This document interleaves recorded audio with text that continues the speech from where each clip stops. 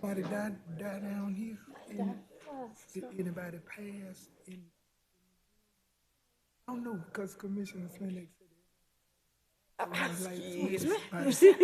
We're solemn, Lewis. because we this. Oh, because This will make this is you. enough to make you. That's right.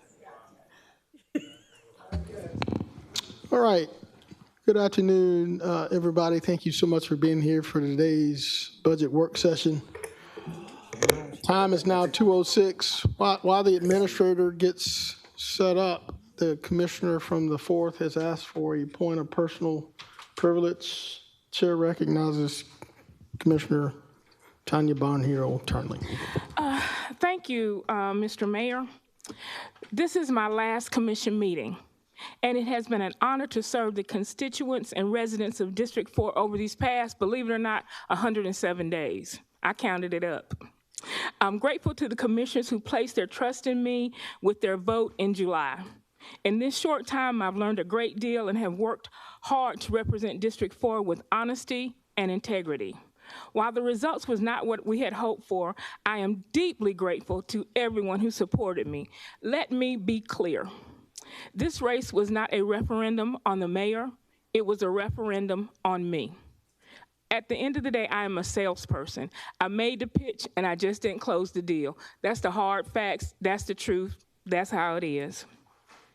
Although the mayor offered his support, he was not involved in my campaign, as I have heard rumors of, or as they say, word on the street, which like this most of the time is wrong. I am and will always remain an independent voice for our community. Titles come and go, but my dedication and commitment to the people of District 4 will remain unwavering. I will continue to speak out, show up, and advocate for a future that District 4 and our entire community deserves. This is not goodbye. This is the start of a new chapter of service. Once again, I want to thank all my fellow commissioners, the staff, and department heads that I've had the opportunity to work with. I am truly grateful for your support. Mr. Mayor, as I said, those many 107 days ago, let's get to work. Thank you so much.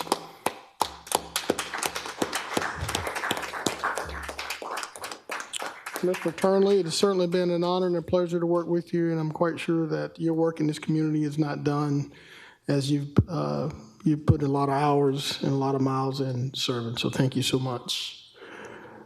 All right, Madam Administrator, you ready? Just 1 second. Need 1 second. While we're doing that, we want to certainly congratulate and welcome Commissioner-elect, Mr. Lionel Wimberly. I saw him when I was coming in earlier. I don't know if he's still here or not, but maybe he's outside. Yeah, he's in the hallway. He's in the hallway. Commissioner Wimberly, congratulations, sir. Looking forward to working with you.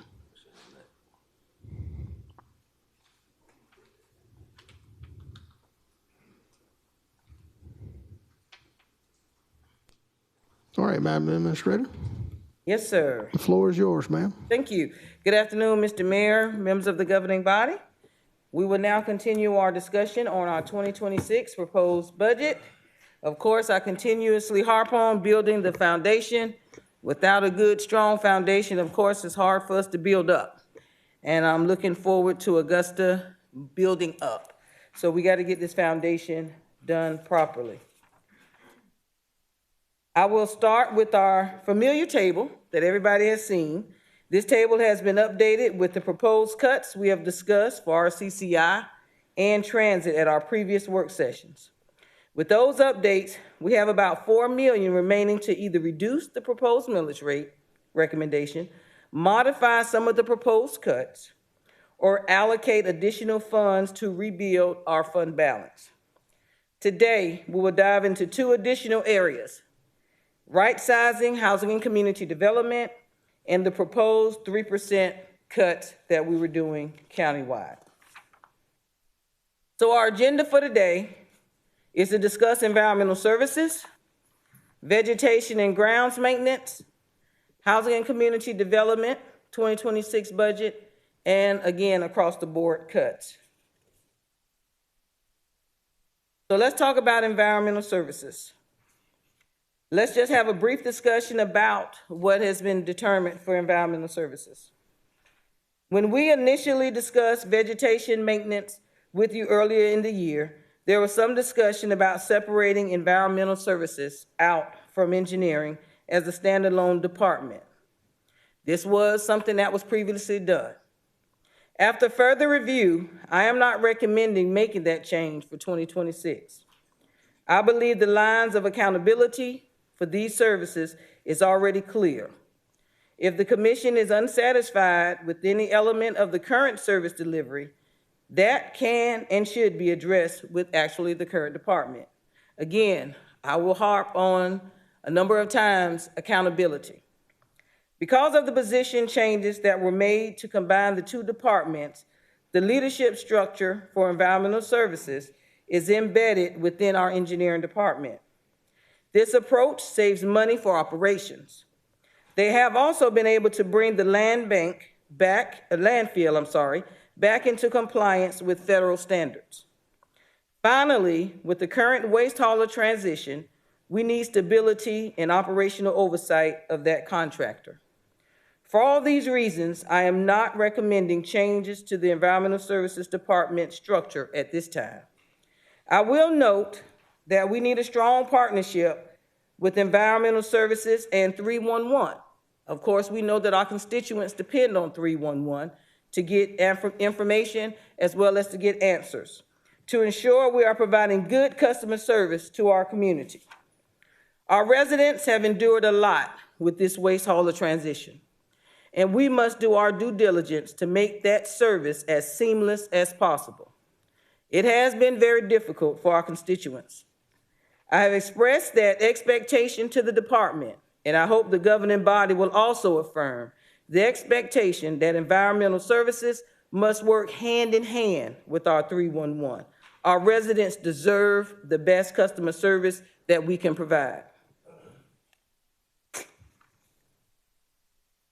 As you know, earlier this year, we had extensive discussion about the garbage collection fee, and you ultimately voted to increase the rate for the first time in many years. Thank you for making that change. I'm coming back to you today with an update on that fee for 2026, and for once, I feel like I'm bringing you a little good news. Before we get there, I want to recommend that we consider changing the name of the garbage collection fee to an environmental services fee for 2026. When this fee was created over a decade ago, it was clear that it was intended to support the full operations of the Environmental Services Department, and that is how it has functioned since. I think calling it a garbage collection fee creates confusion for our customers about really what they're supposed to be paying for. So regardless of how we proceed from here, I hope you will consider making that change to be more accurate in what we're looking at doing. Now for the good news. When we proposed the garbage collection fee for 2025 and 2026, we were in the middle of our contract transition. As we have finalized our implementation, and as the department has made budget cuts and adjustments for 2026, we are looking at a projected surplus for 2026 with our current fee rate.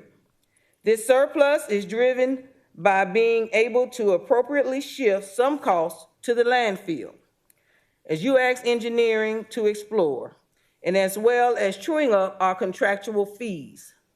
The department has asked to retain $400,000 of that surplus as an operating contingency for 2026 to address unforeseen issues, uncollected revenue, and to help smooth future rate increases.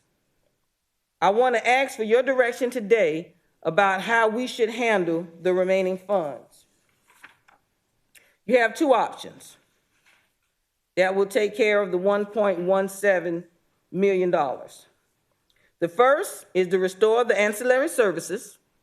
I know we talked about ancillary services before that were not included in the original budget.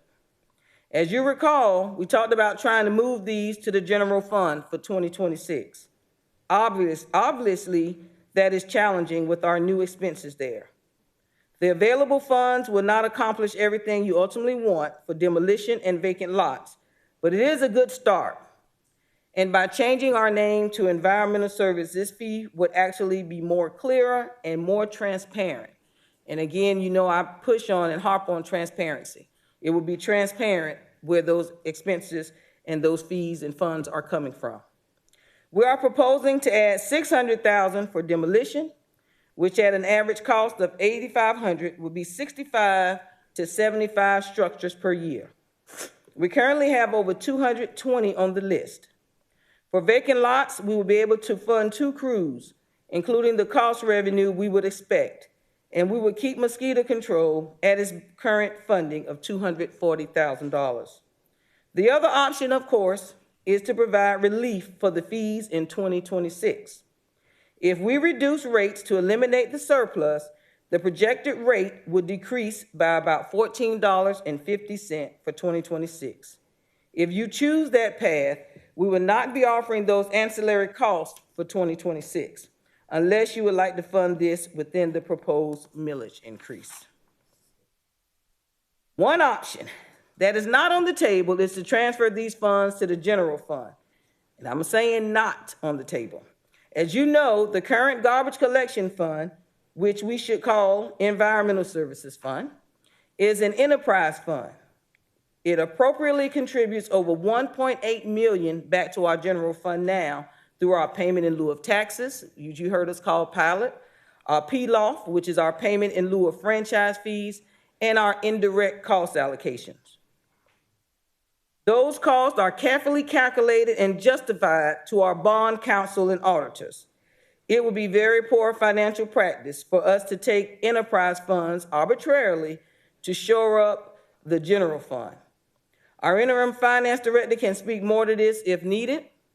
If you want to take advantage of these funds in our budget crunch, my recommendation is to use them to pay for these other services that are appropriately part of the environmental services portfolio.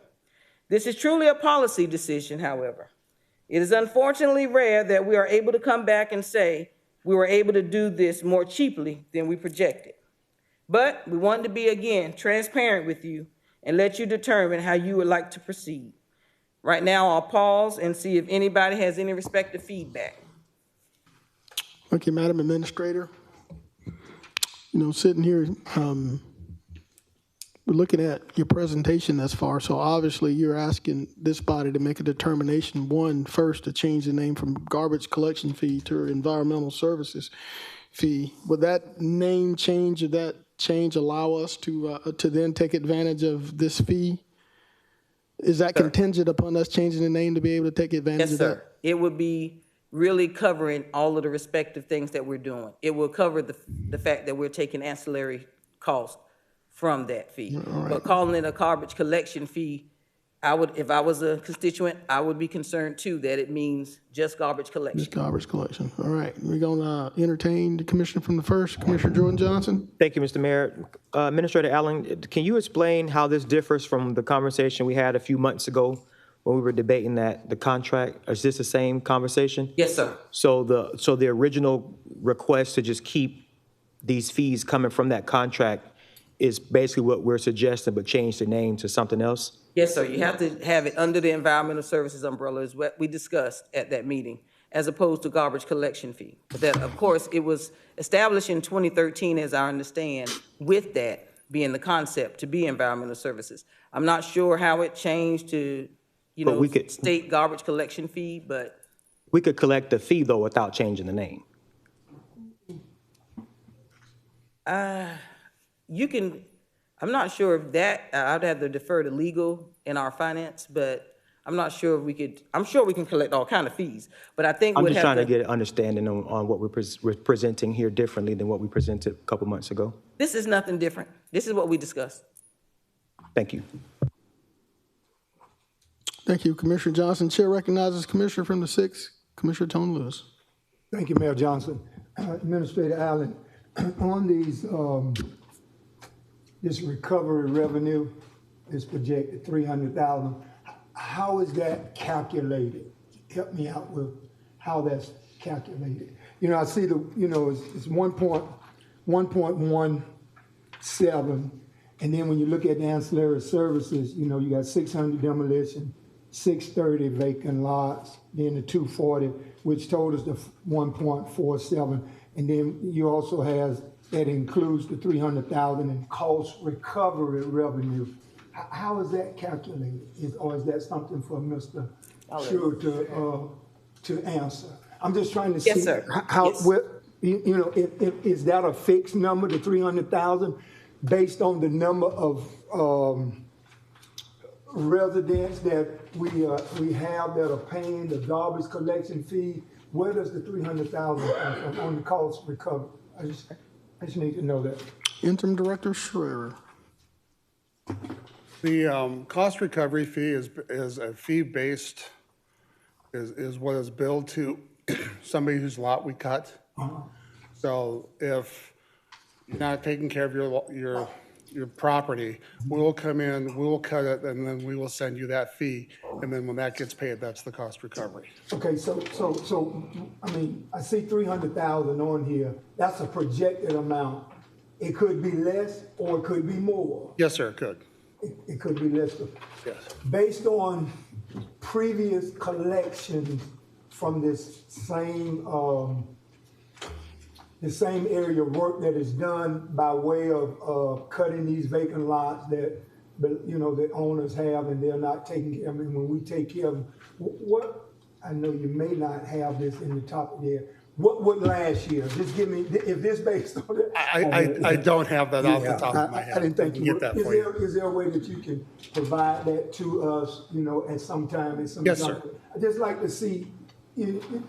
to see, from a period of time, if you can do maybe like 5 years, go back, give me a 5-year of what we collected actually, because what I'm afraid of is this right here.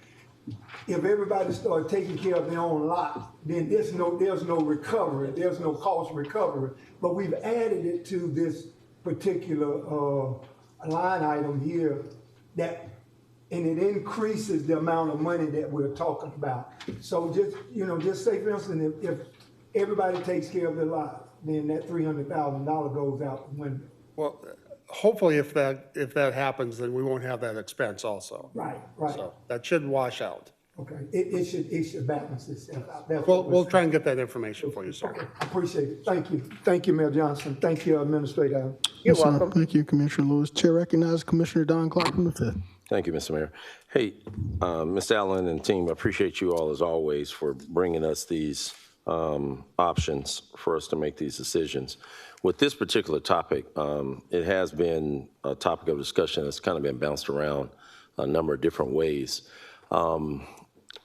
So I'm kind of questioning some of the ROI on this, and I'm kind of in line with what the colleague from the 2nd was from the 6th was asking as well, to be able to have the numbers to kind of balance out what we're making a decision on. Because I don't know, are we carrying this in the budget and we're not utilizing the funds, you know, completely? Is it really a true ROI to commit these funds? Because number one, the one that kind of brings question and pause for me is the mosquito control.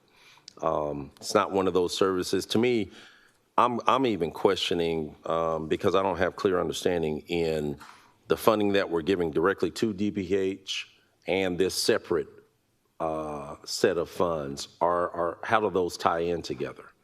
I mean, I don't know. Some of those fees are actually coming from mosquito control or coming from stormwater. And it's coming from stormwater because it's part of. Because it's part of the program. part of the Okay, so program. it's a mandated part of the program that has to be in place. Yes, we have to have some form of that offer as part of our stormwater.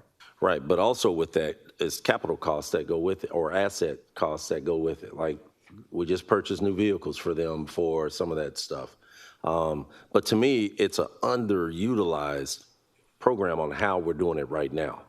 We're allocating these funds, but the good majority of our county doesn't even know how to even request the support.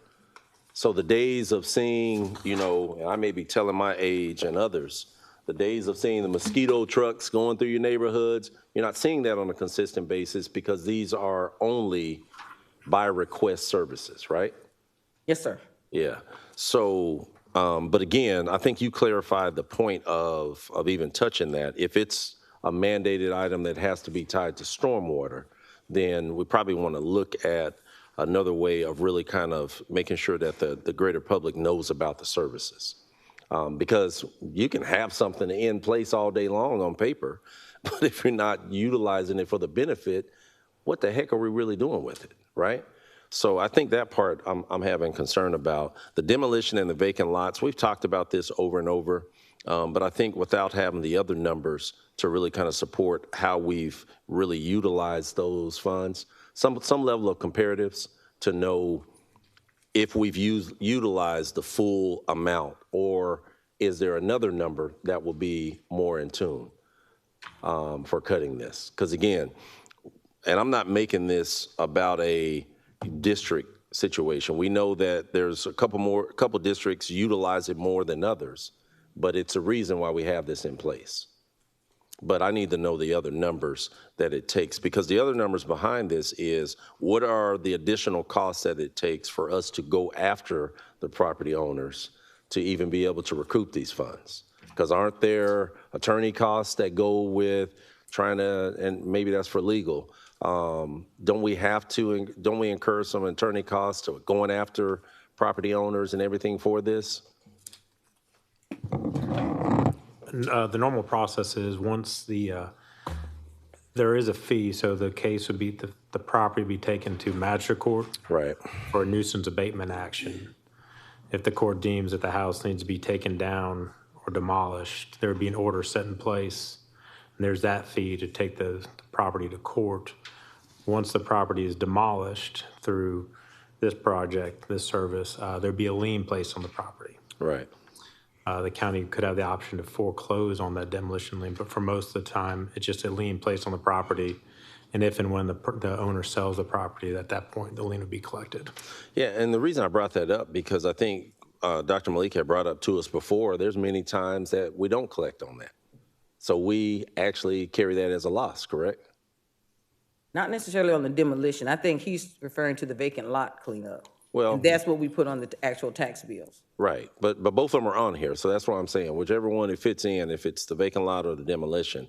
But there's many times that we end up incurring a loss for trying to go after this, right? Or am I off base altogether? So for the demolition, and once it's dictated by the court that we can go ahead and demolish the property, these funds are utilized at around For that. $8,500 to do that. Right. So we're not really at a loss at that point. I mean, we're spending it to demolish the property, Yeah. but it's already gone through the court system.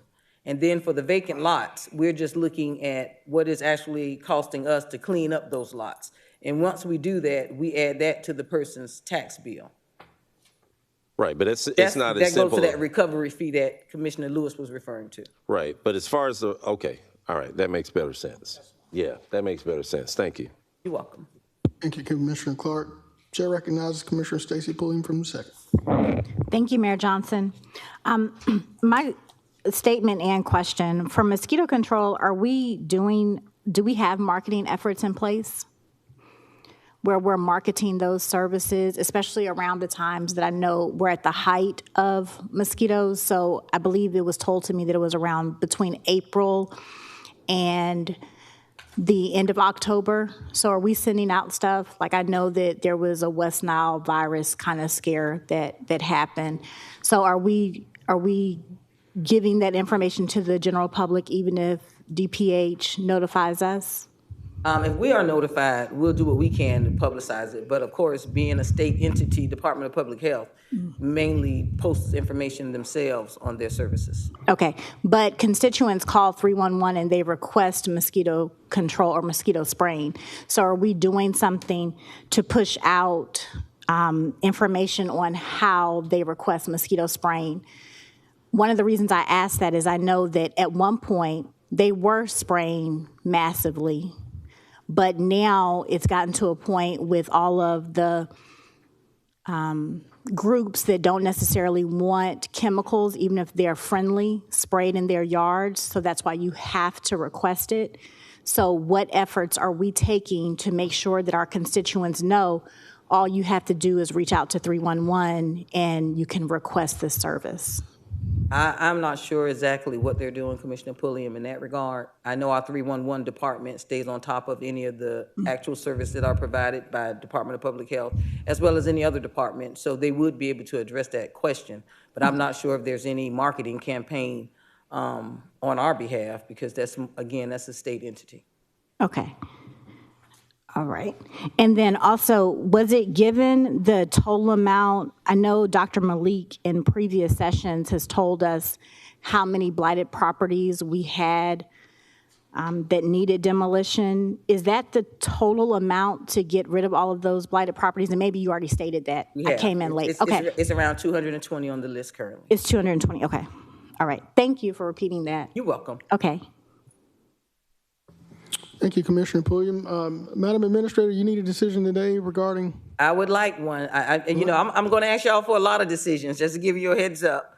Because we have to figure out which direction you want us, and all of these things that we'll be bringing forth to you are policy decisions, which direction you want to go in. I know I heard previous Commissioner Todd say we don't want to raise millage, but we don't want to do any cuts.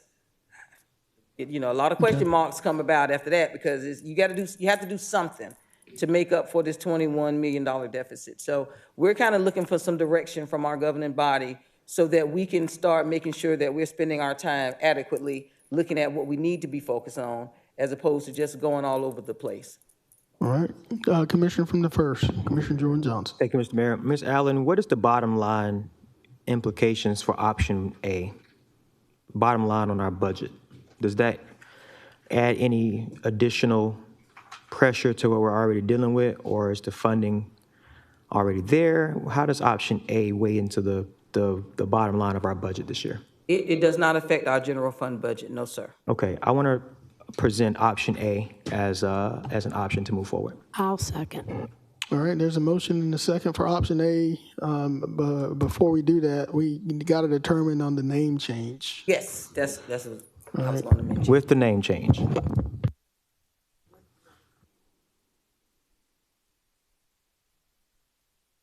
So we can't, All right.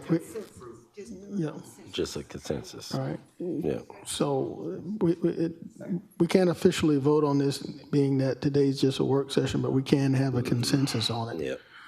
So from what I'm hearing, there's a consensus first to change the name from garbage collection fee to environmental services. And then That's one item. Then the second item is to consider option A as a source for the overage as a result of what Madam Administrator has presented. So, Attorney Madden, will that need to be added to next week's agenda before we can take official action on that in the form of a vote? Yes, it'd probably need to be an official action, but I think Ms. Allen is correct. I think the original ordinance, when created, called it an environmental service fee.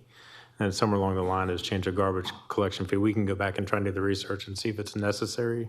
Or just when you send out the bill, just call it the environmental service fee. Okay, We can take a look at that and get back to y'all. thank you so much.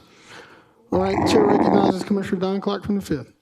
Hey, so, Madam Administrator, I know you guys have been pouring through this, and you all probably already have done it, so this will probably be a quick, easy Q&A.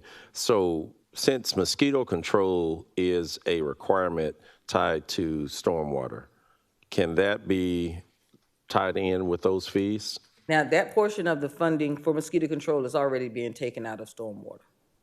Okay, so this 240,000? This is different. That takes care of the retention ponds. You know how they go out there and Right. service those ponds to hold down the So this mosquito is extra- population. this is This is extra. something, yes, sir. Yeah, and see, and that's what I'm saying. This is where I have kind of pause and question on, because if it's underutilized, and right now we don't have the numbers in front of us to even determine what even has been the utilization of it, do we? Do we have those numbers? No, sir, we don't. I could get 311 to provide a report on the number of cases that they've been called out to. And I can also get it from the Department of Public Health. I'm sure Yeah. they'll share that information. And I'm sure when this is prior to myself and Commissioner Slindak and Barnhill Turnley, this was a decision made by the body to say, hey, we want to add this on additionally, right? It was before my time too, but I would assume so. Yes, sir. Yeah, and I'm asking because I'm trying to get historical context to understand like where it came from and why. Because right now, if it's already tied into stormwater, what was the driving factor to add on additional? So I'm looking for my colleagues that have been here much longer than me to kind of help give me some context. I think we have Dr. Malik in here as well. He could, Well, I'm just saying, if it's, you know, what prompted the push for adding the additional, especially if it's underutilized? Good afternoon. So there are two MOUs executed by this body. So this one is one been in place even before the stormwater program was created, and it supports public health services toward the public health related to mosquito control. Maybe like studies, trapping mosquitoes, coming up, all that. When the stormwater fee was created in 2016, so that's a separate MOU, and that's with the other part of that. That's there in return, they doing service to manage the private ponds, you know, inspecting them, writing a letter, taking to the court. They also spray some of the ponds and all of the other stuff. Yeah, so so that's, I don't know what the original amount in the first one was, but that's what it, so this 240 does not support the function. They are assisting engineering in the stormwater permit requirement. So the 240 isn't tied to the mandated funds that have to be applied towards stormwater operations, correct? Yes, sir, yeah, but this is tied to the MOU this body has in place with Department of Health. Okay, so Attorney Madden, so I know you don't know, because I know you don't have it in front of you.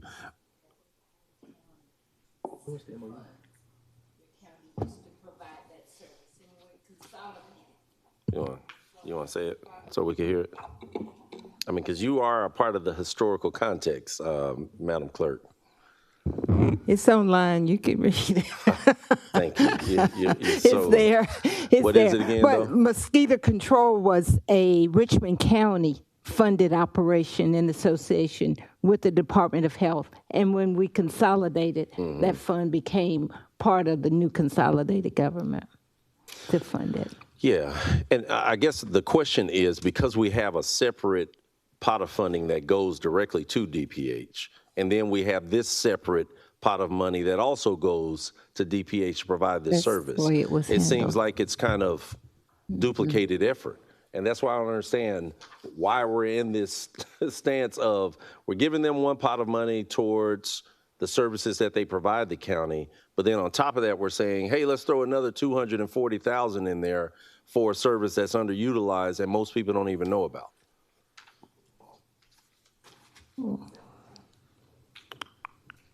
Okay. I'm sure there So is. I would take that awkward silence as, oh, you're asking, I'm sorry. I mean, I'm just saying, because I don't know why we would have the duplication of it. We have dedicated dollars going towards, and I don't have it. I was trying to look for it in the book to see what the dedicated dollars are that go towards DPH. But then we have this 240 that DPH is providing this mosquito control, right? At the request. This is separate, but I did, Ms. Stevens just informed me, it's been about 750 calls.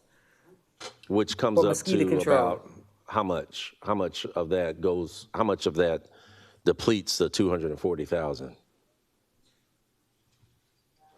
Yeah, if y'all could just get that. Okay, we'll get that information just get for that, you. because it doesn't, to me, it doesn't make sense. It seems like it's a duplication. We got mosquito control tied to stormwater.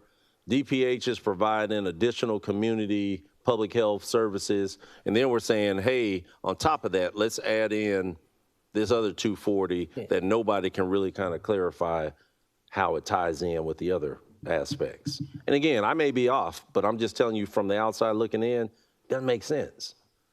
And if we're looking for ways of really kind of cleaning up and adding efficiency, every last one of these line items, even though I can care less that they're historical, if they don't really tie into a direct applicable cost, And if we can't answer with a great deal of certainty why the heck we have it, why the heck do we have it then? Yeah. So, Maddie Sue, I saw you up there. If you had some clarity, please give it. Yeah. Sorry, Administrator. Good afternoon, everybody. Just to clarify, there are 3 different pots of funding that go to Department of Public Health, Right. as you alluded to, for all separate purposes. So they're not paying for the same thing. There's not duplication of costs. There's the stormwater portion of mosquito control, which pays for retention ponds, et cetera. Sure. This amount is for the individual people in the public or the community aspect. So it's a separate program that the commission created in the past. This is like a fixed cost because it's employees and personnel, just like for a department. So it's not like we pay per call. This is the mosquito control budget to provide the services, and they respond to the calls that they receive. The Department of Public Health has provided this year several memos and presentations to us. I think those have been shared. So we can summarize that and share it back with you so you can see it all in one place. Yeah, I think the cost, though, just if we can clarify, are we utilizing it? I mean, I'm sure they're finding a way to make sure we utilize all 240,000, whether it be, hey, we did public information, we did whatever. But I think it comes down to the ROI. If we can't justify a legitimate ROI, it's no different from a nonprofit. If 90% of the funds that they raise goes towards administrative costs as opposed to the actual services that they're providing, well, it's going to probably deter me from wanting to give to them because you're doing more administrative than the actual service distribution. We do have breakdowns of their budget. We can share that with you after. Thank you. All right. That Administrator, I think we're ready to move on. Well, Okay. I'm sorry, Commissioner from the first. Ms. Allen, if we wanted to take this portion of the mosquito control program, which is an MOU based off of a program the commission created, could the commission just cancel the program? I would actually, I don't know the answer to that, Commissioner Johnson. I would have to defer to legal because I'm not sure how long that term was for that agreement. You're in the queue, John. So again, I will try and track down this MOU and take a look at it and check, see how we can terminate or renegotiate if that's what the commission would like us to do. Thank you, sir. And we will provide that information before the meeting. Perfect. Thank you. Thank you, Commissioner from the first. Madam Administrator, we're ready to continue. All right. Now we're going to our next discussion, vegetation and grounds maintenance for 2026. This is our current structure. We will start by reviewing what you have previously heard about our current structure for vegetation and grounds maintenance. Just to be clear, when we talk about vegetation and grounds, we are including mowing, landscaping, medians, tree management, and so forth. First, just to set the stage, here are a few stats on our portfolio of assets to maintain. We have just over 1,000 center lane miles of roadway to mow, including some landscaping and medians. We have 168 city-owned detention ponds per engineering/report to us. We have about 70 linear miles of ditches to cut, of which we are able to get to between 9 to 15 miles each year. We have 49 parks and recreation facilities on the mowing schedule. We have 21 non-park facilities and libraries on the schedule. And we have 3 city cemeteries and 5 private cemeteries that we maintain. So as you can see, this is not a small task.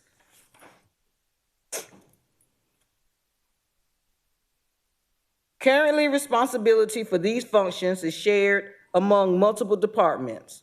Services are provided by a mix of city staff and contractors in each department.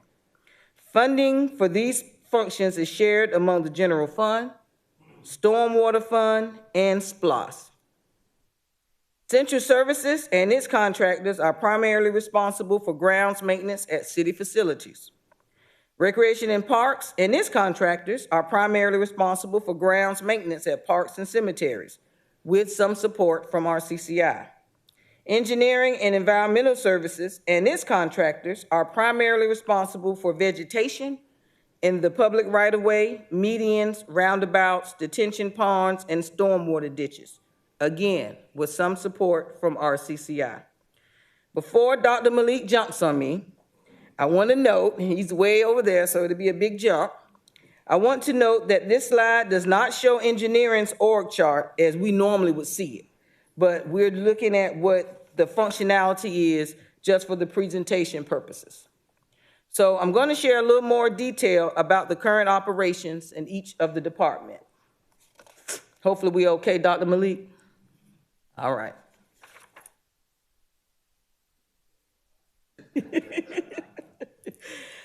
So, Central Services uses 3 contractors to provide grounds maintenance at our big box facilities. Those are what they call Municipal Building and Judicial Center, as well as our libraries. They also have 6 full-time positions and 2 crews that maintain the smaller and outlying non-park facilities. The schedule for both sets of facilities is actually 1 cut a week. Recreation and Parks also uses a mix of contractors and their staff. They have 2 contractors and 2 crews with 10 total full-time positions, each with a 2-week cycle of parks to maintain. Unlike the Central Services contractors, who are more full service, these contractors do mowing and edging only. The recreation staff also manage all irrigation for the city. Recreation has a dedicated team for downtown, which includes the Riverwalk, Augusta Common, and the James Brown Park on Broad Street. That crew has 5 full-time and 2 part-time positions, and they provide services like trash collection and restroom maintenance, as well as vegetation for the Riverwalk. The Augusta Common is cut once per week, and the Riverwalk is to be maintained daily. Pendleton King Park has its own crew. Now, of course, you are aware that the city of Augusta does not own Pendleton King Park, but we are allocating resources to take care of Pendleton King Park, because right now we have a month-to-month, as I understand it, operational agreement. It has 3 full-time and 1 part-time staff who again provide maintenance to the structures that are, as well as mowing, cutting, and landscaping. Please keep in mind that this park, again, is not owned by Augusta. Several years ago, cemetery grounds maintenance shifted from recreation to RCCI. RCCI has 6 crews assigned to the cemeteries. Though, as we previously discussed, with their staffing challenges, they are averaging more like 3 or 4 crews. They mow the cemeteries twice per month. The operational side of the cemeteries is handled by recreation and is actually not included in what we're discussing today.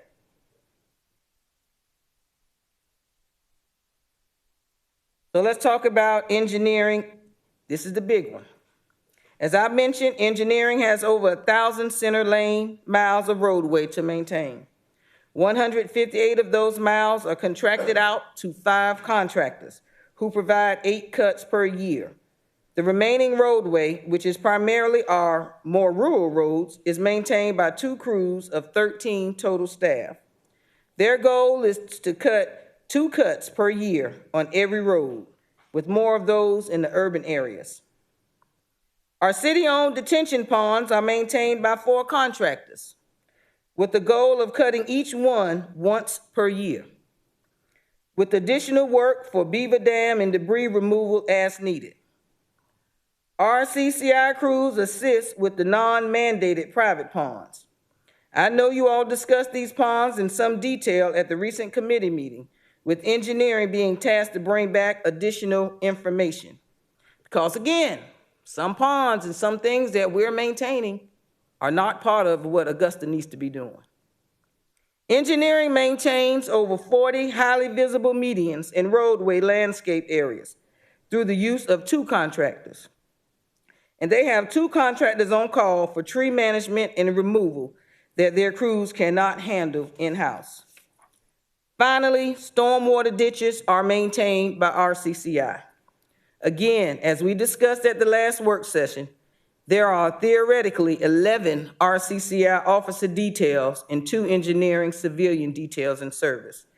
According to both engineering and RCCI's record, they averaged more like 7 crews in service last year. So let's look at our current resources. Summing up, here are the current employees and contracts we are working with across these 3 departments. We have a total of 37 full-time and 3 part-time frontline employee and supervisor positions, and 18 contracts across the functional areas. In addition, we have RCCI crews. If fully staffed, we would have 19 in service for these areas. In practice, we currently have between 9 to 12 crews at work, depending on the daily assignments. I think Dr. Malik would probably say there's more like 6 or 7. But it depends, again, on the assignments of how many crews we actually get from RCCI, as previously discussed. So, coming into the 2026 budget, we included a total of $800,000 in additional funding for vegetation management. Of this, $450,000 was requested by engineering for continuation and expansion of their current contracts. As a little backstory, in 2023, responsibility for maintaining roughly 42 medians moved from recreation to engineering to be performed by contractors. The resources for these new services were not permanently added to the budget at that time. Instead, they have been added in an ad hoc way each year to keep the service going. In 2024, they were paid through opera funds. Earlier this year, you approved adding them to the 2025 budget from contingency. These services need to be built into the budget from the start so we can consider the total picture. We included $450,000 as Dr. Malik requested because these contracts and several others will need to be rebid. And we want to ensure we can continue to provide and expand the current scope if possible. In addition, we are including the $350,000 in new funding as a source of startup funds for the program changes we're discussing. I'm going to walk you through each of the 3 different scenarios for how we could restructure the vegetation management program. In all 3, we are going to put this same $800,000, which we already had talked about, the $450,000 and $350,000, on the table and show you how we can use it in the 3 ways.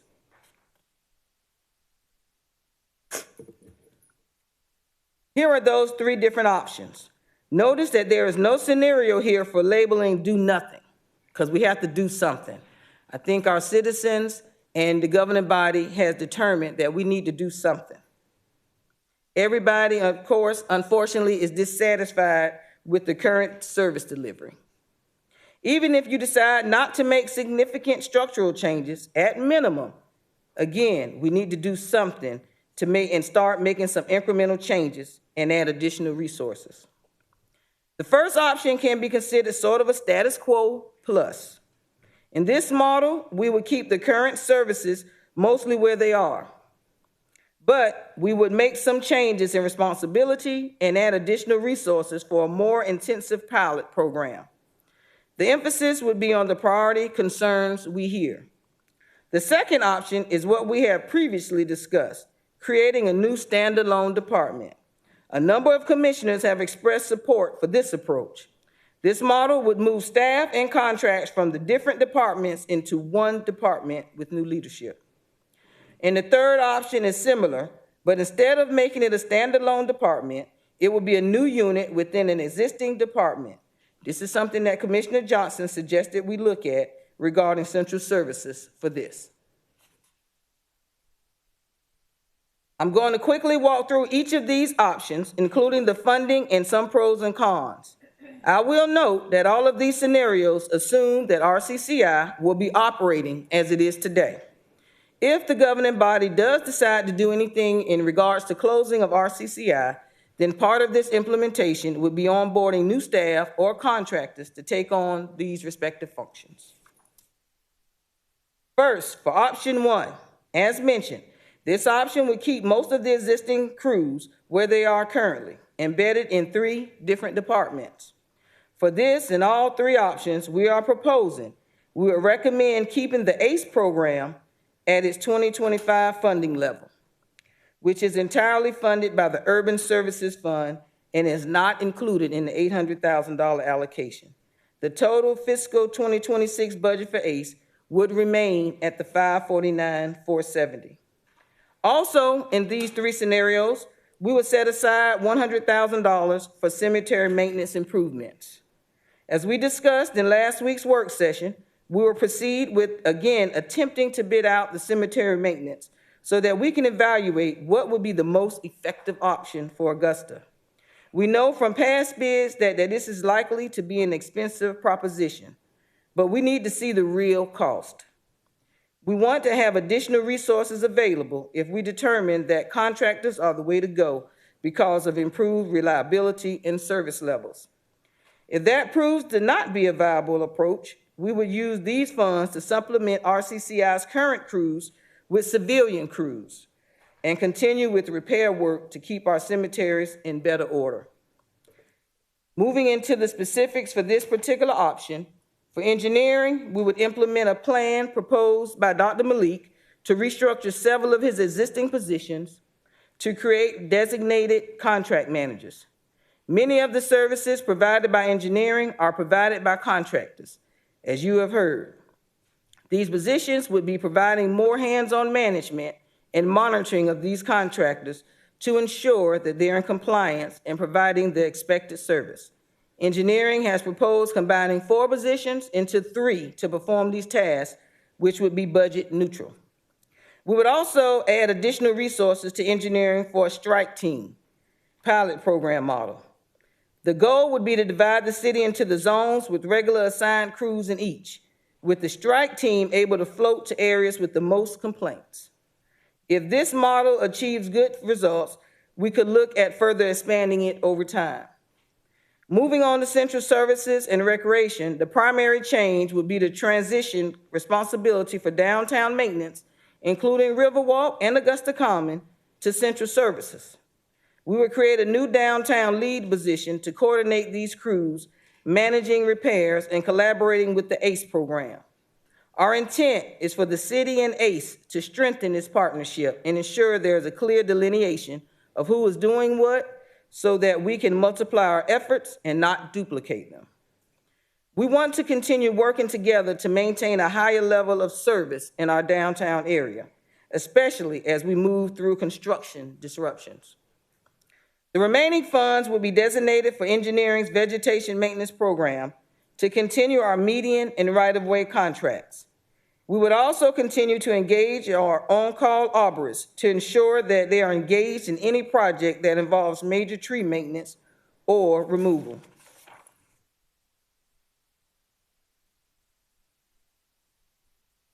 So, you are probably already considering the potential advantages and disadvantages of this proposal. I want to share what we have been considering on the staff side. The primary benefits of this option, that it would allow more resources to go directly to service delivery versus the overhead of creating a new work unit. We could focus these resources on the hot spots that are most concerned, and we could implement these changes quickly. Of course, the primary disadvantage is that responsibility will still be divided between multiple departments. We will still have 3 directors to hold accountable for these areas, and you'll probably have 3 different fingers pointing at each other, and to make their own cases for additional resources. As we know, accountability, again, accountability and resources are really the 2 primary issues at play. So please consider how you want to balance those in any of the final outcomes. Option 2, let's create a new standalone department. We have talked about a lot of potential names for this department, and here is shown the most straightforward option, which is simply vegetation and grounds maintenance. The concept is that we could combine the existing vegetation crews from central services, recreation, and engineering into one department. That department will continue to leverage RCCI crews and the existing contractors. Some of those contracts will need to be rebid or potentially renegotiated. We would also charge this new department with evaluating if we truly have the right mix of staff and contractors for the combined workload and adjusting as needed over time.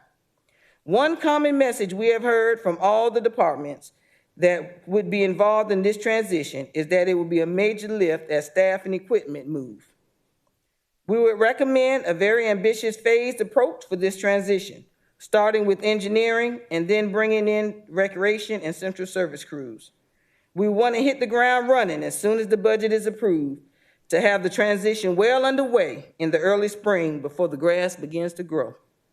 However, we also recognize that the reality that things that sound great on paper may look much different in the field.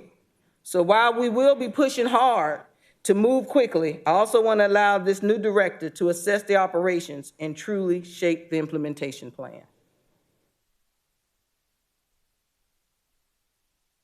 Here is how we anticipate the available budget will support this effort, with the usual disclaimer that these are all projected costs. We would again maintain ACE funding and add resources for the cemeteries. For this specific option, we would first combine the existing positions and equipment from the department's existing budgets. In addition to the actual personnel costs, we would bring over a proportionate amount of operating costs for the uniforms, cell phones, vehicles, all of those from each unit. Each crew would include the staff and the existing supervisors in those crews, which may be redistributed as needed in the combined teams. We would also bring over at least one restructured contract management position from engineering to help support the heavy contract load. We will need a new leader, proposed here as a department director, and they will need at least one support staff to help manage operation. Most of our departments have one or more deputy directors, as well as administrative assistants and other support personnel. In an attempt to keep this operation as simple as possible, we'd add one administrative coordinator position to assist the director in managing the department's day-to-day logistics. We will also need to find a location to house and this combined operation. While we can start out with co-location approach, this department will ultimately need secure warehouse space as well as a small office space. Central Services have been evaluating options for unused county space or modular buildings, and we could likely end up going with the hybrid approach. We would also include any initial construction costs in the 2026 capital budget. However, on the operating side, we know that we need to anticipate the utilities, facility maintenance, and any other operating costs. Again, we are trying to keep this as bare bones as possible, but making sure that we are being realistic. Finally, the remaining funds would be used for the median and other contracts as initially proposed. I'm also telling you now that while I know you want me to say that this new funding is enough to solve vegetation maintenance, we know that is probably not the case. This amount was developed as a realistic startup cost, but I will expect that the new department will need to assess how to deploy our existing resources and come back with additional asks.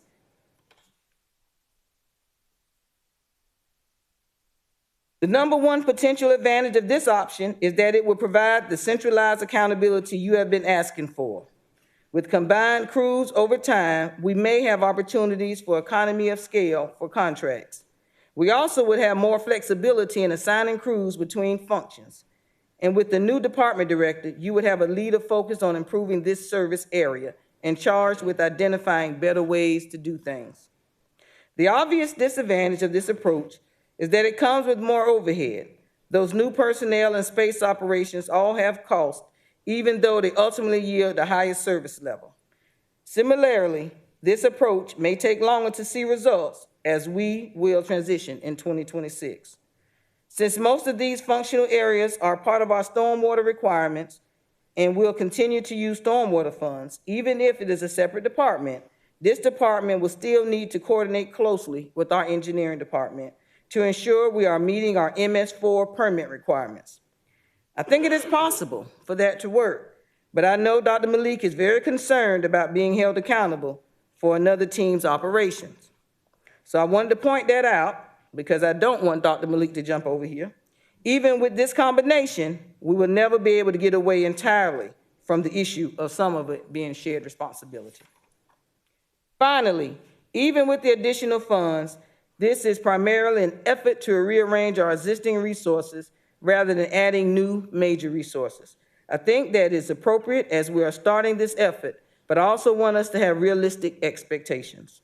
This is not a silver bullet, but it would help us strengthen this foundation so we can continue to build.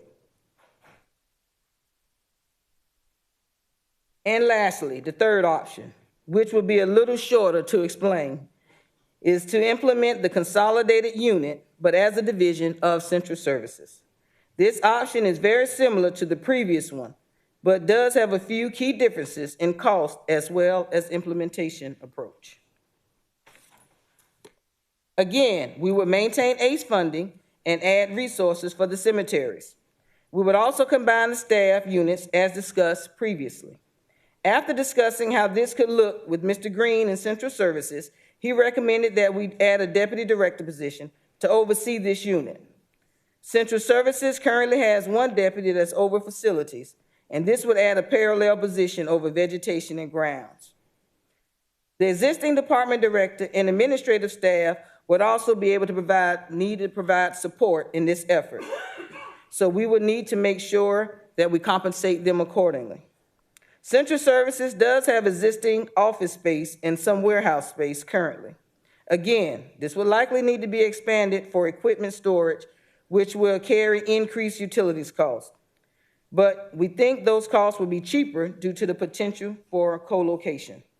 Finally, we have a little over $500,000 remaining, which would primarily be used for the medians, but would potentially allow for other contract supplementation or an additional position if needed. This option has very similar advantages and disadvantages as our second option. We would still be able to have one central point of responsibility and accountability, and we could still have some operating flexibility with the combined unit. We also have somewhat cheaper startup costs because we already have staff support and some space in Central Services. My biggest potential concern about this option is the large span of control for Central Services. One issue is that is often raised with our existing structure is how large our portfolio already is in engineering or recreation. We would just need to be cognizant of the possibility of creating a similar large span in Central Services.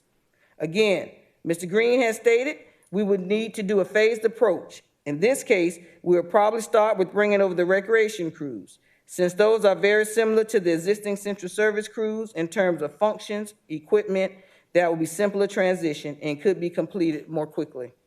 Then over the spring, the engineering components would transition into Central Services. Again, as with option 2, they will continue to need to coordinate with engineering for the stormwater requirements. And this is, again, not adding significant new on-the-ground resources to the program. I know I just gave you a whole lot to consider. I know, it's a lot. So I wanted to summarize the options for you here. Again, option 1 is making incremental improvements to the current setup with new funding focused on our hotspots. Option 2 is building a standalone department with consolidated responsibility, but also higher implementation costs.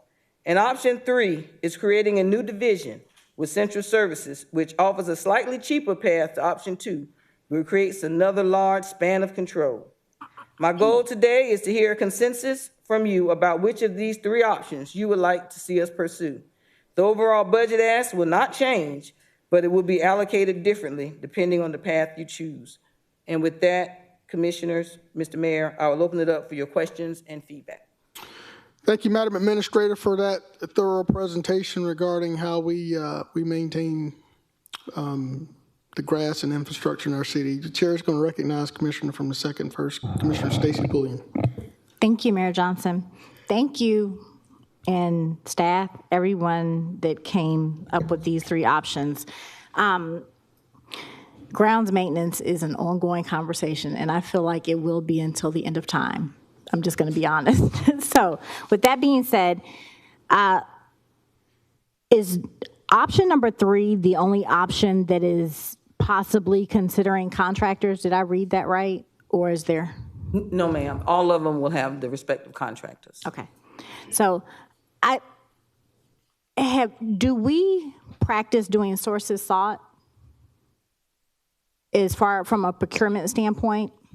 I would have to get with our procurement director, but I'm not sure if they do that or not. So either sources sought or request for information, RFIs. And the reason I'm asking that is because I know that in the previous discussion regarding the possibility of what contractors would cost, if we actually did RFIs, if we practice that, which I haven't really heard us talk about that, but that request for information would also include the pricing as well. And so we could put that out just to kind of gauge what's out there, and we could get more concrete numbers.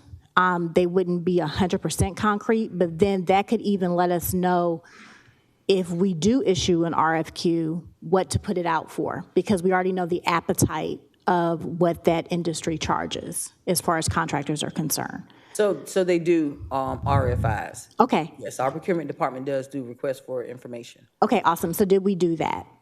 Not for these. And these was bid out previously. So that's why we're saying wherever it goes, we're going to have someone, they're going to have the job of looking at it, contracting it, renegotiating the cost and everything else.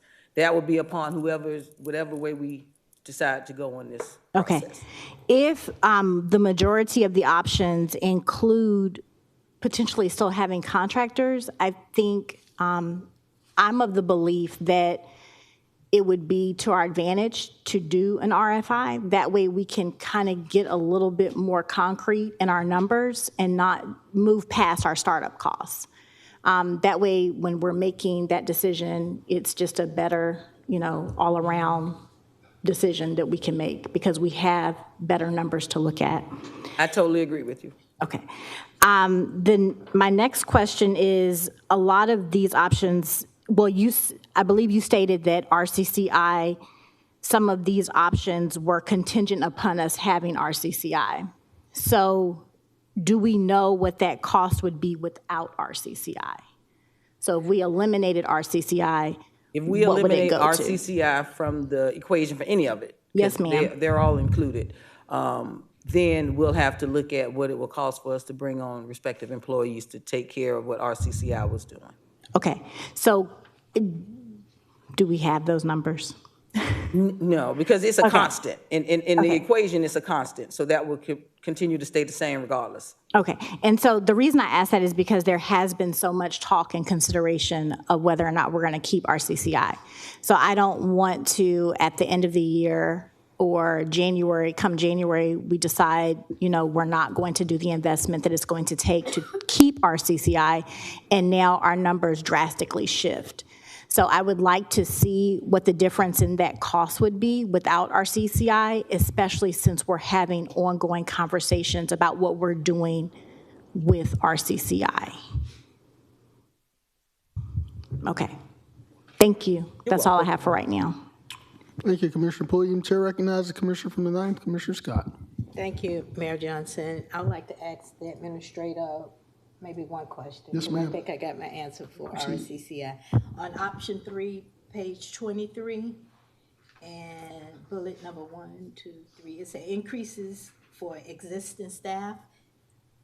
What kind of increases are those? Are you giving them more money, or that's? So since they will be reporting under another director and administrative staff, and those people, that would mean additional duties and functions under that, that's up to that amount. They would have to be increased because they're taking on, that does not fall currently under central services. So that would be additional function for that department. So we'd have to get with human resources to figure out what would be the additional increase for those people to take on those functions. Okay, because they're not doing any grass cutting. No, they don't have that whole function to them right now.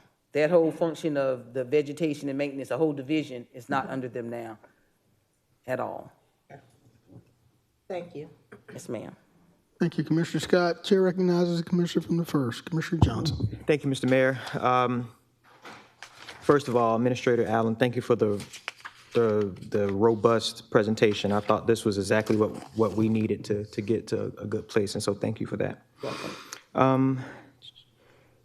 The questions that I had, you answered them as you went along, so So the only question that I have now would be about option one. I know that it has the least amount of disadvantages, which is a good thing. The only disadvantage that this has is that the responsibility is divided among multiple departments. But I will tell you, the way that you broke it down to show who does what, I think is helpful to the commission as well. Because if we get a call about a park versus a pond or a right-of-way or something like that, we know who to direct it to. And I think that's always been somewhat of a challenge for us to kind of understand as well. So my question, though, is about the accountability. I know that in the past, when we talk about this, Dr. Malik has always said that he can get us the service delivery that we want, but he just needs the resources. And it seems as though this is getting us to that place. And so the question that I have for you is, if we decided to not create a new department, which that seems like it has the most risk associated with it, or the new division, how do you suggest that we attempt to, to keep the department directors responsible for these actions accountable? Is that something that we're just going to, really rely heavily on our deputy administrators to handle? How do you suggest that we do that? Because the resource allocation seems as though like this could help with the service delivery, but I guess just the big part is the accountability still. And that is a big part of it, accountability and resources, as I stated earlier. Making sure they have the resources. I don't think adequately engineering had a number of the resources. That's one thing me and Dr. Malik would agree on, to do some of the things that they were being challenged to do. I think also some of the things that we've been doing in cleaning ditches and things that probably are not city-owned or cause other problems, because you're taking the small amount of resources that you have and you place them somewhere else. The other things, I mean, it's just a number of things. I mean, we've dug for months on this. My goal was, when I initially took over, to look at one of these things, because I know we was constantly talking about the grass cutting, and I know I'm going around the world to answer your question, No, you're fine. Commissioner Johnson, but we've been looking at this for months, and I commend, Maddie's probably growing grass out of her ears, because I saw she's been looking at, is trying to figure it out, her and Mr. Jackson, what is the best way to handle this. I think even with the resources in place, you have to hold the departments accountable. And the only people at this point can hold the department heads really accountable are the ones sitting up in front of me. Because I can bring you information, I can tell you, and that's my job, I can tell you that these people are not utilizing the work order system, so I can clearly track the data that's necessary. I know Commissioner Pulliam is always talking about data, but I need people to be tracking that data so I can provide it to you. Those are the things that you have to hold these department directors accountable for. I can respond and coordinate, communicate, but I sometimes feel like a liaison. I'm just gonna be very honest with y'all. Because at the end of the day, all the department, and I'm not having a problem with any department director, please don't take it as that. But what I'm saying is, at the end of the day, they know it takes 6 of y'all to support them, good, bad, and indifferent, whether or not it's something that has been directed by this governing body or not. And so in order for me to have any stance on anything, and I don't have that opportunity to say, if you don't do this, you're going home. If you don't make sure that this grass get cut appropriately and the data doesn't support what you're actually doing, and you're not functioning, your department is not operating like it should be, you're going home, because our citizens deserve better, because they don't have to listen to that, but they have to come before you. And if they got 6 of y'all that's okay with that. Well, I think that there's 6 of us who would agree that if they don't do their job, they should go on a very extended vacation.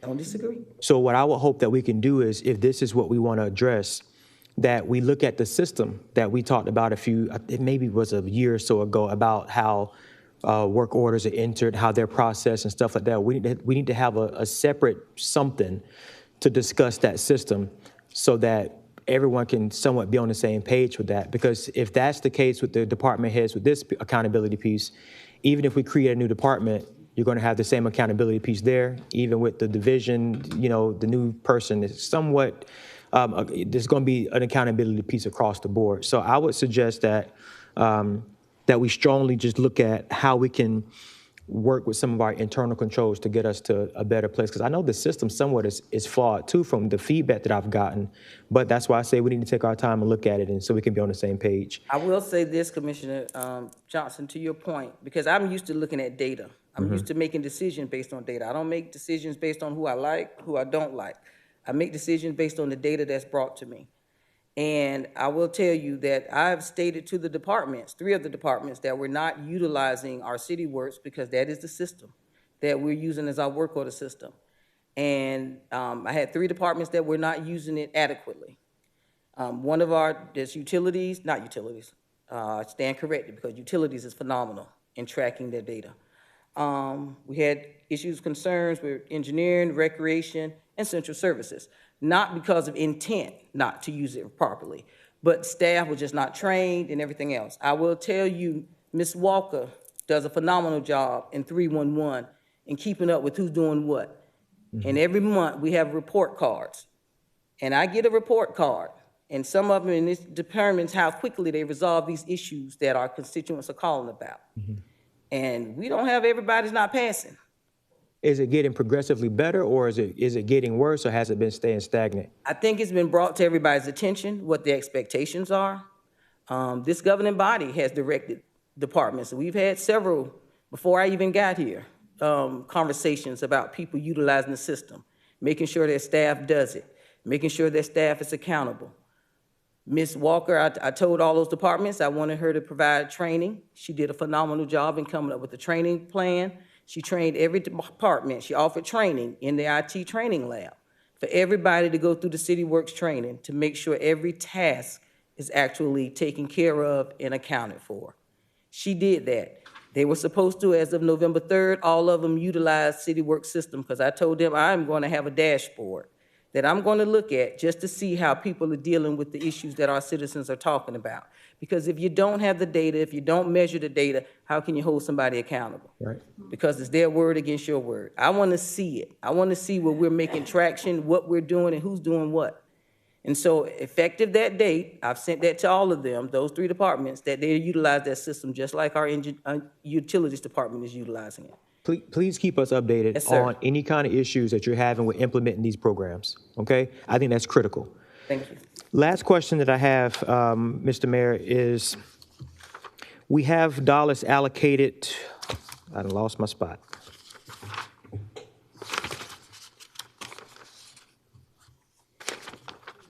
Where's the place, Ms. Allen?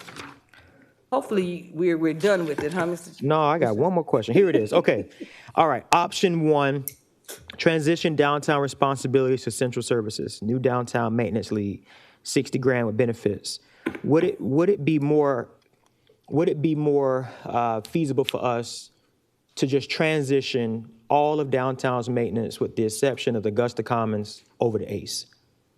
That could be a possibility. To include the Riverwalk, to include the 5th Street Bridge, push it over to ACE, since that's their scope. If after we have discussions with them, that could be a possibility. Okay. And to also note, with ACE being like a contracted services, that's probably something we need to take off of the NGO list. Okay. That'll be something that the governing body will have to look at as well. But since they are pretty much a contracted service, as opposed to the NGO. I mean, the NGOs are all services, I guess, is what they're all services, but they're not contracted. Contracts, yes, right. Sir. Okay. They'd be considered like a contract. Can you look into that for us, please? Yes, sir. All right. Thank you. Thank you, Mr. Mayor. Yes, sir. Thank you, Commissioner. Commissioner Tony Lewis from the 6th. You have the floor, sir. Thank you, Mayor Johnson. Great job again, Administrator Allen. You're welcome. And I guess when you're looking at all the 3 options that we have, even with the grass growing out of Ms. Stevens' ear, either one of these options will help to get that grass cut out of her ear. So, but on another note, Ms. Allen, when we're looking at this $800,000 and we know that it's not a fixed amount, it can actually go up with either option that on the startup. I'm talking about on the startup. or is this a fixed $800,000? Because I noticed each option carries the $800,000. And I know there's some moving parts with it, you know, when it comes down to salaries, positions, and things of that nature, that it was all added up and everything still came to the $800,000. I don't know how y'all used that magic wand, Ms. Stevens used that wand to make sure that everything stayed within the $800,000, but I see that it did, even with positions and administrative positions and things of that nature. But my question is, when we look at the $800,000, you know, it's startup, but there's a possibility that 800 can become $900,000 under either option. Is there? Well, our goal is in 2026 to keep it at 800,000 or below. Okay. If anything else, we'll definitely bring it back to the governing body. I don't want to say anything different because once, whatever option y'all choose, somebody may come back with the recommendation that they notice, who's ever responsible for it, that's different. And I don't want to speak for them because they're not in that position yet. And then if it happens, you know, another $100,000, where's the funding? Where would the funding come from to accommodate that increase for whichever option there is that might require an increase? Where's the recommended funding source? It would come from contingency, or whether it would come from the general funds. It's gonna have to be done. So have we given thought to where that additional monies will come from? It would be a part of our next year's, that following year's budget process. So if anything comes up, we'll look at adding it for our 2027. Right. We'll bring that proposal back to the But government. we're not looking for any increases. Once this is tabbed as whatever option we 26. use, 800,000 is capped for that particular year. Sir. That's what we're saying. That's what we're looking at, unless there's any respective capital for equipment. Now, that's a whole different item. Okay, so we'll move to that. One other question now, and when we talk about ACE, I know some of the work that they do in the downtown area, in the urban area downtown, but isn't it true that, you know, our libraries that we have, they maintain their own properties, don't they? They do their own grass cutting. No, sir. They don't? No, we do actually, we own the libraries. Right. Yes, so we maintain, yes, sir. We maintain their grass cutting as well. We do. So it's a part of, okay. I was under, Yeah, I was under the impression. What about the fire station? Fire stations take care, they maintain their own. They do their own? Yes, sir. Okay. All right, thank you, Mayor Johnson, thank you, Ms. Allen. You're welcome. Thank you, Commissioner Lewis. Chair recognizes Commissioner from the 5th, Commissioner Don Clark. Thank you, Mr. Mayor. Ms. Allen, so this one has a lot of unknown variables added to it as well. I'm gonna go, well, I won't say unknown, because there's some known variables that are causing issues and complaints. I think this is definitely one of the ones that we receive the most calls about, every last one of us up here. Right now, the 800,000 is based upon current forecasted budget for it, right? It's based on the 450,000 that Dr. Malik had previously looked at requesting, and then the 350,000 for the startup cost. Okay. So this is a question I have, because right now, the biggest issue, and this was on slide for the current structure. Can you go to that one that has the breakdown of frequency? Options to 25? Slide 12. Oh, 12, okay. So this is the one right here that I think we get the most grief about. Everyone is, and this one doesn't have the ditches or the retention ponds, does it? No, that one doesn't have that one. Anyways, it's slide 13, sorry. So this one, the one time a year for detention ponds, the tree management aspect of it, and even the amount of times that we're doing the ditches as well. I can't tell you how many times I'm getting calls about this.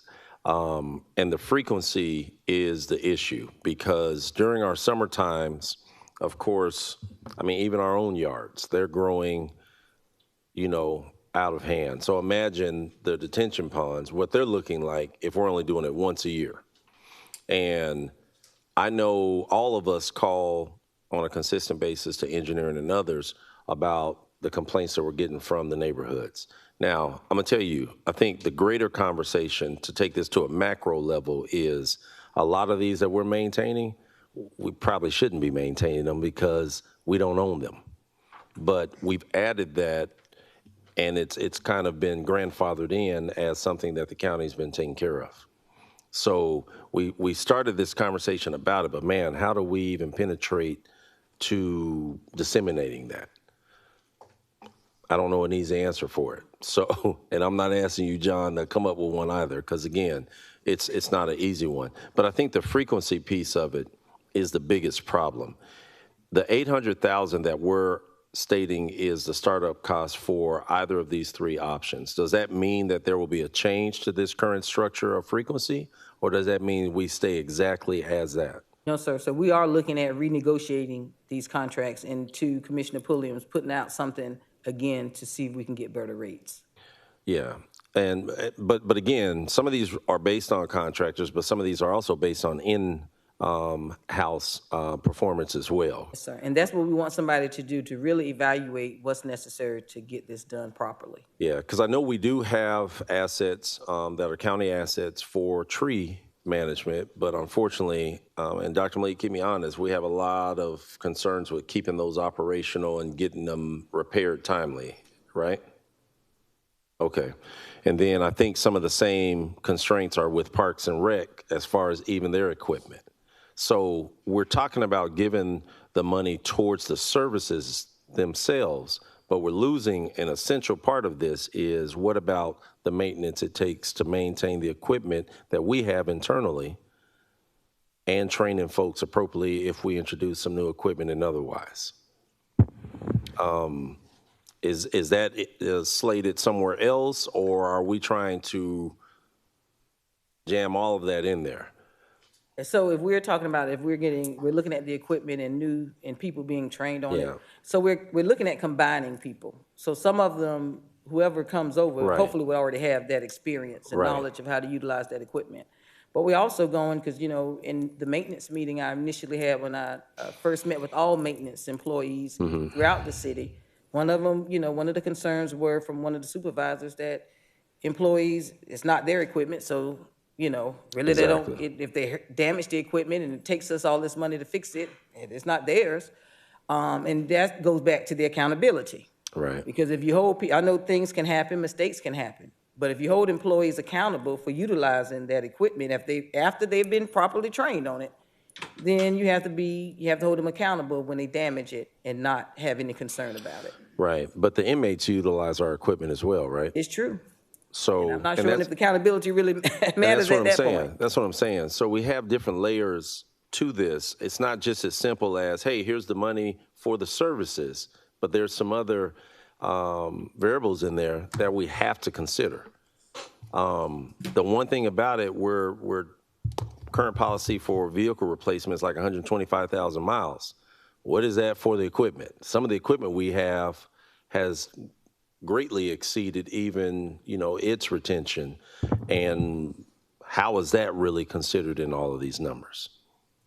And some of the complaints that I heard, or some of the concerns that I heard from that meeting as well, is when we purchased this large equipment, we have not been purchasing maintenance with it. So to be maintained for at least 2 to 3 years, things of that nature. And those are things that I've been assured are going to, be different moving forward. But those are things we need to have considered when we make these large purchases. Yeah, and I probably want us to consider looking at leasing equipment. Usually when you lease equipment, there's maintenance packages that come with that. There's also replacement that comes with it, as opposed to just buying it out, just right out. Because if we have an inability to match pace with maintaining it, it's going to sideline us from providing the services. The other thing about it, so the ACE thing kind of brings pause to me. I think ACE needs to be flat out a contracted service. And if it's a contracted service, then through our procurement process, it has to be a competitive process, correct? It does if it goes to, yes, it has to be, unless they Yeah. fall under any other requirement or policy under procurement, which will allow them to continue. Yeah, and I agree. I think ACE does a great job, but I don't think anybody should just say, hey, because you're doing a great job and because I like you and you're awesome, you should just get it until death do us part. It should go through a competitive process the way we do anything and everything. I don't think they should be on the NGO list. I do think they should be a contracted service, but I think they should go through the procurement process to retain that. That's my thought on that. Thanks. Thank you, Commissioner Clark. Chair recognizes Commissioner from the 1st, Commissioner Jordan Johnson. Thank you, Mr. Mayor. I had another question, but I want to respond to the concerns Commissioner Clark brought up. ACE is a NGO. It's no different than the city giving money to like the Bannon Brothers to put on the Juneteenth celebration in the city's stead. And so, you know, if we don't give the funds, I mean, essentially, you know, there would be no need for ACE to even be at the table. So a little history on the ACE program. ACE was started by downtown merchants, downtown business owners who put money into the pot to be able to show that they can take care of downtown maintenance. Maybe a year or so after that, they came to the commission for additional support. As an NGO, they are actually an established NGO. They came to the commission for additional support, and the commission made an agreement with them that we would continue to support their efforts. I guess if the procurement director wanted to give some clarity on the difference between them being a contracted service versus an NGO that we support to do work on behalf of the city, I guess he could. But there is a difference there because other organizations, a majority of the NGOs here, I wouldn't say majority, but some NGOs receive funding to do work on behalf of the city. And so I think he should weigh in on that one, but I wouldn't dare say that we ought to do anything to disrupt the good work that's happening in downtown Augusta. I mean, they do everything from clean up trash to scrape gum off the sidewalks, and that is not an over-exaggeration. They're scraping gum, and I think that is to be commended. But I would like to get the procurement director to weigh in on that. If he's not in the chambers, he's not in here today. But if we could get him to weigh in on it, that'd be helpful. Yes, sir. The other question that I had, I think, for the would it be what opportunity could we have in having engineering services receive citizen requests for maintenance versus them being funneled through 311 or some other place? I think a centralized, and I hate to say it like this, but a centralized location for your calls for any concern any citizen has should go in through one, because I will say 311 does a phenomenal job in sending those respective calls to engineering. So they're getting it funneled in through one source. You see what I'm saying? So they are coming into one source. Absolutely. Yes, sir. What in the event, does engineering have the capacity to do that? To take those calls? They do have a call center. And I think, and if I'm not mistaken, What kind of calls do they take at that call center? they take like stormwater calls. Am I correct, Dr. Malik? So they already receive citizen requests to a degree? For stormwater calls. Now, I will tell you this, and Ms. Walker's not here, but Ms. Walker will show you the numbers are totally different from the amount of the calls that they receive and what their response level is. Okay. So I think having all calls centralized is probably the best solution. That was the focus of 311, so that the governing body can know exactly, not saying that engineering would do anything different with their numbers, but having somebody outside of it that will provide all the respective data. Got you. Thank you. You're welcome. Chair recognizes Commissioner from the 9th, Commissioner Scott. Thank you, Mayor Johnson. I'd like to address this to the administrator. You mentioned that the library services don't pay for their own lawn service. Is that what you said? Or you said that because they pay for their own lawn service, cutting. Okay, what I've been informed of, Commissioner Scott, is that we perform the lawn services. Now, that's an error. That's what we've been informed of. I see the director in the audience. Director, can you come up and answer that for us, please?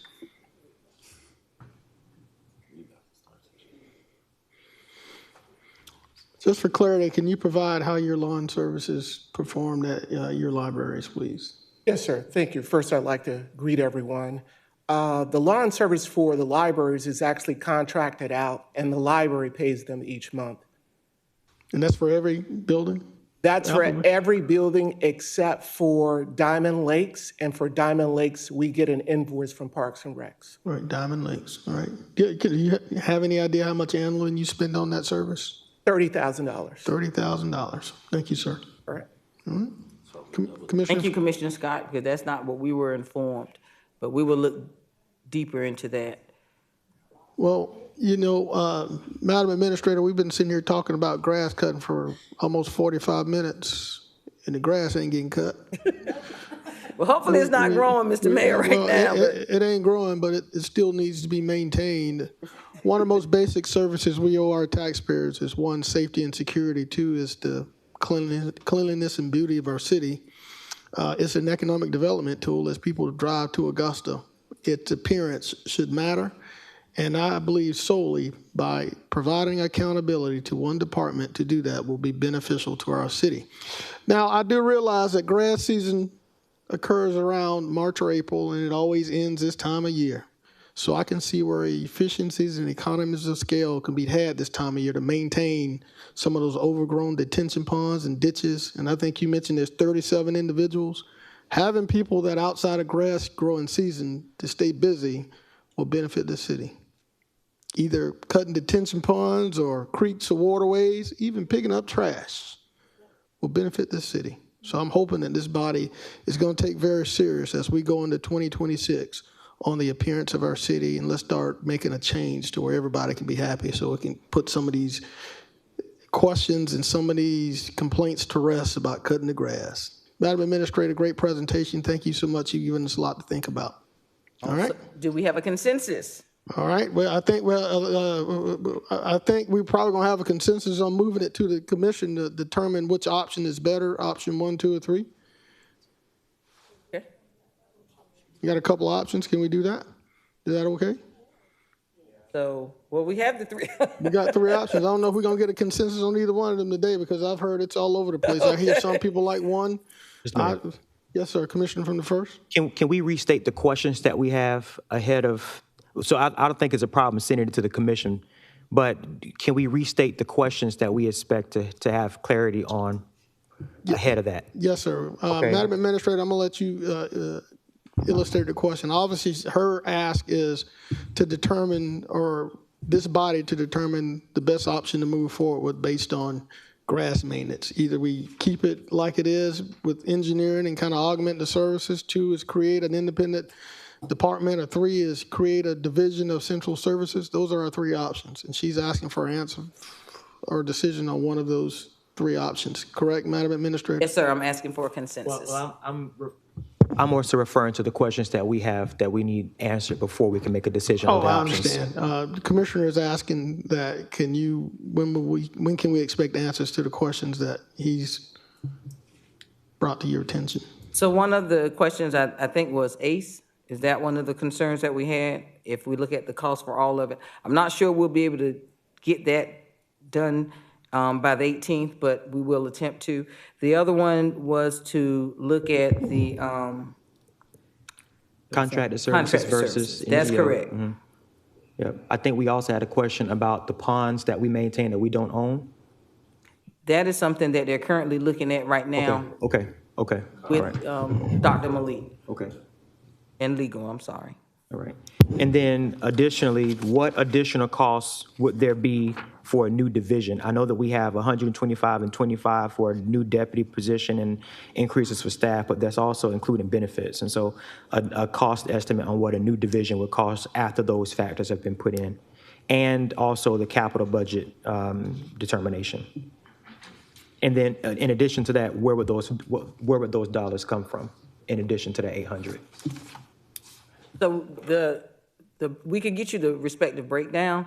The capital budget, we probably won't know more about that until after we get somebody in there. So I don't want to lead you with because we wouldn't know. Y'all don't want me coming up here saying we need a Toro motor. Well, that's what I'm hitting at. I want us to be able to forecast it.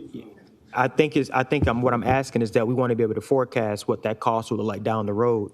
Because what I would hate for us to do is make that decision now, and then in 27, we come back and don't have the money to continue it, or we have to find the money someplace else.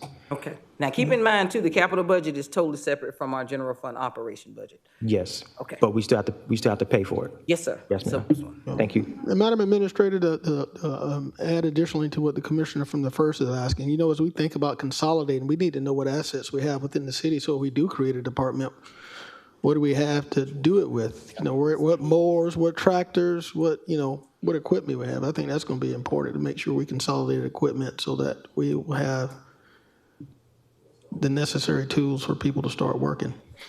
All right, Commissioner from the second, Madam, you have the floor. Okay, thank you, Mayor Johnson. My question was in regards to RCCI. Did you already have that listed?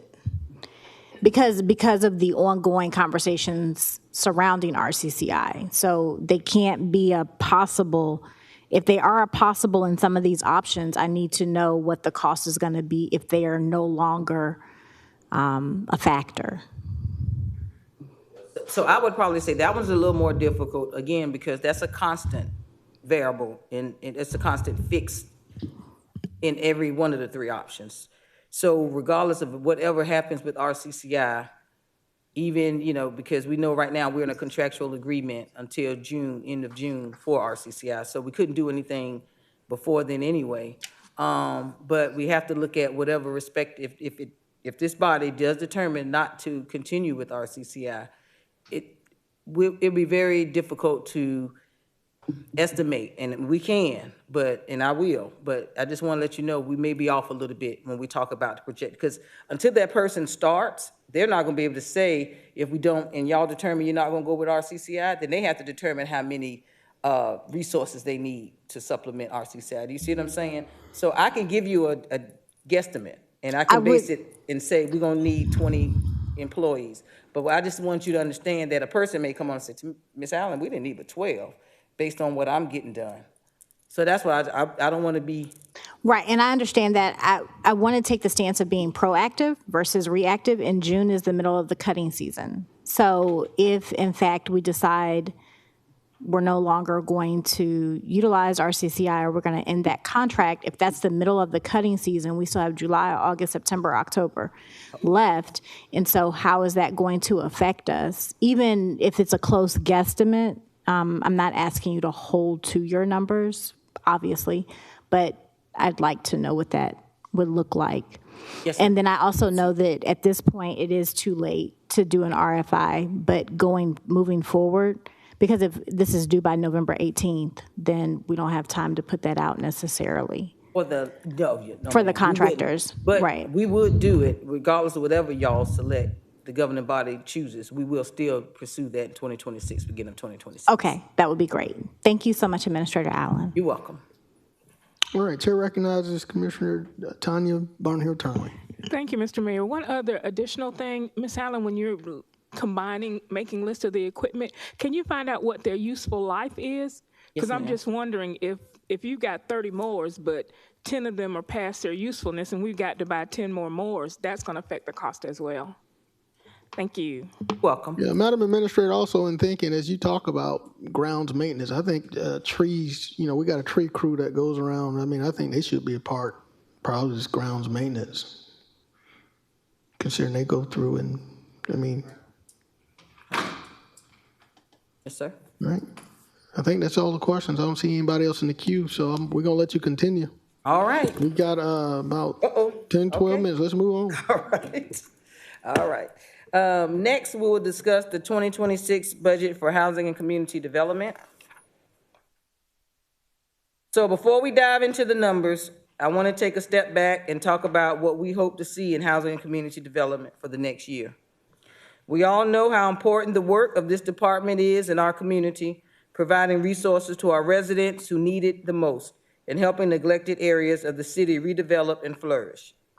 Despite all the great things that it has achieved in the past, the last 12 months have really damaged the public's trust in housing and community development. I'm not going to dive too deeply into those concerns at this moment, but it's clear that change is definitely needed. I want to just reflect publicly some of the expectations I've heard from you, and that as your administrator have for this department. This year, I would like to see us refocus this department on its core mission. That is implementing its core grant programs as efficiently and effectively as possible. From a financial perspective, we need to live within our means. Spending grants appropriately and reducing housing and community development's dependence on the general fund. We need to regain the community's trust, because right now, no one really trusts what's coming out of housing and community development, which means we must have appropriate financial controls in place. We know an audit is ongoing, and we will need to take prompt action to correct anything that audit reveals, beyond what we are already working on. And finally, we need to ensure we retain the right staff to remain in full compliance with housing and urban development for our programs. We also need to partner well with our continuum of care in the homeless task force, which I have been personally working on over the last few weeks. Housing and community development is not going to be the lead in the continuum of care for our 2026. But we have to be a great partner, and we have to stay at the table to ensure resources are flowing where they need to go. I know Mr. Jackson, in his interim role and the team there, is working hard to make these things happen. We've had these discussions. And I'm hopeful that we will be able to find a new permanent director to take us forward. But these are the considerations we're going to need to keep in mind for 2026. Right-size the department to focus again on the core mission, regain the community's trust. Again, our community needs this department. It relies on this department, and it's an important part of what we do for our community. And reestablish compliance and coordination with HUD and Continuum of Care. That relationship needs to improve. I was on a call yesterday with the Continuum of Care board. We need to do better. And this is one of the ways, hopefully, that our governing body will support us in doing better with our housing and community development. As I have for other departments, I set a very ambitious target, Commissioner Johnson, of reducing housing and community development's general fund subsidy for 2026 by $500,000. Mr. Jackson and his team have proposed cutting 5 positions, 2 of which are vacant in the administration, support services, and redevelopment sectors. They have also proposed operational cuts of just under 10%. We will continue to refine the org chart for a proposed reorganization over the next few months. But they believe these 5 positions can be reduced without disrupting the core services delivery in every sector, with a total proposed reduction of $469,550. Are there any concerns or questions as it relates to housing and community development? Again, thank you, Madam Administrator, for your recommendation and this information. The Chair's going to recognize Commissioner from the 1st, Commissioner Jordan Johnson. I was hoping you saw my hand up, Ms. Allen. Question for you. So do these cuts, I know we said that they said they can absorb them. Do they impact any of the redevelopment efforts going on right now? We have not taken redevelopment out, sir. Okay. Now, I will say we are looking at the right way, and that decision has not been brought back to the governing body yet, but the right way to kind of manage the different silos or divisions we have. Right size department to focus on core mission. Can you share kind of how we've gotten off of our core mission? Like, are there any areas that we've gotten off of our core mission? Our core mission, and I'm just going to be able to base it on what I remember 10, 12 years ago when I was, that's showing my age, when we had difficulties before in housing and community development. Now, that won't address the changes that were made throughout the years that have brought on additional projects. So I don't want to misstate anything. But the core mission was our home, our CDBG funds, our home funds, our HOPWA, ESG, and those are the main things that we work with HUD. Now, don't get me wrong, we had the emergency rental assistance because of the COVID and everything else that brought those additional funds to all communities, not just Augusta. We did decent with it at first, then we didn't do a very good job. Of course, everybody knows that at the end. So I think getting us back to those core functions, back to where we need to really go, that our consolidated plan is based on, as opposed to, I know we do the redevelopment, we're not taking that out, that's something that newly added, but the property ownership, I think, and I asked Ms. Corley the other day, when I was interim years ago, how many properties did we own? We owned 3 properties. Now we own 64 properties. We're in the, the rental business. So we got to go out and collect rent. Is that for rapid rehousing? No, that's not rapid rehousing. And if I'm. Can I get somebody from HCD to come up? No, sir, I'm sorry, no, sir. Is there, interim director, deputy director, Mr. Jackson? You got a lot of titles, sir. You may want to call. I saw you looking back. You got one of your. I just want to make sure I'm factual about the properties that we have rental tenants. So Ms. Corley. Ms. Corley, you want to come up to be able to answer this, madam, if you don't mind?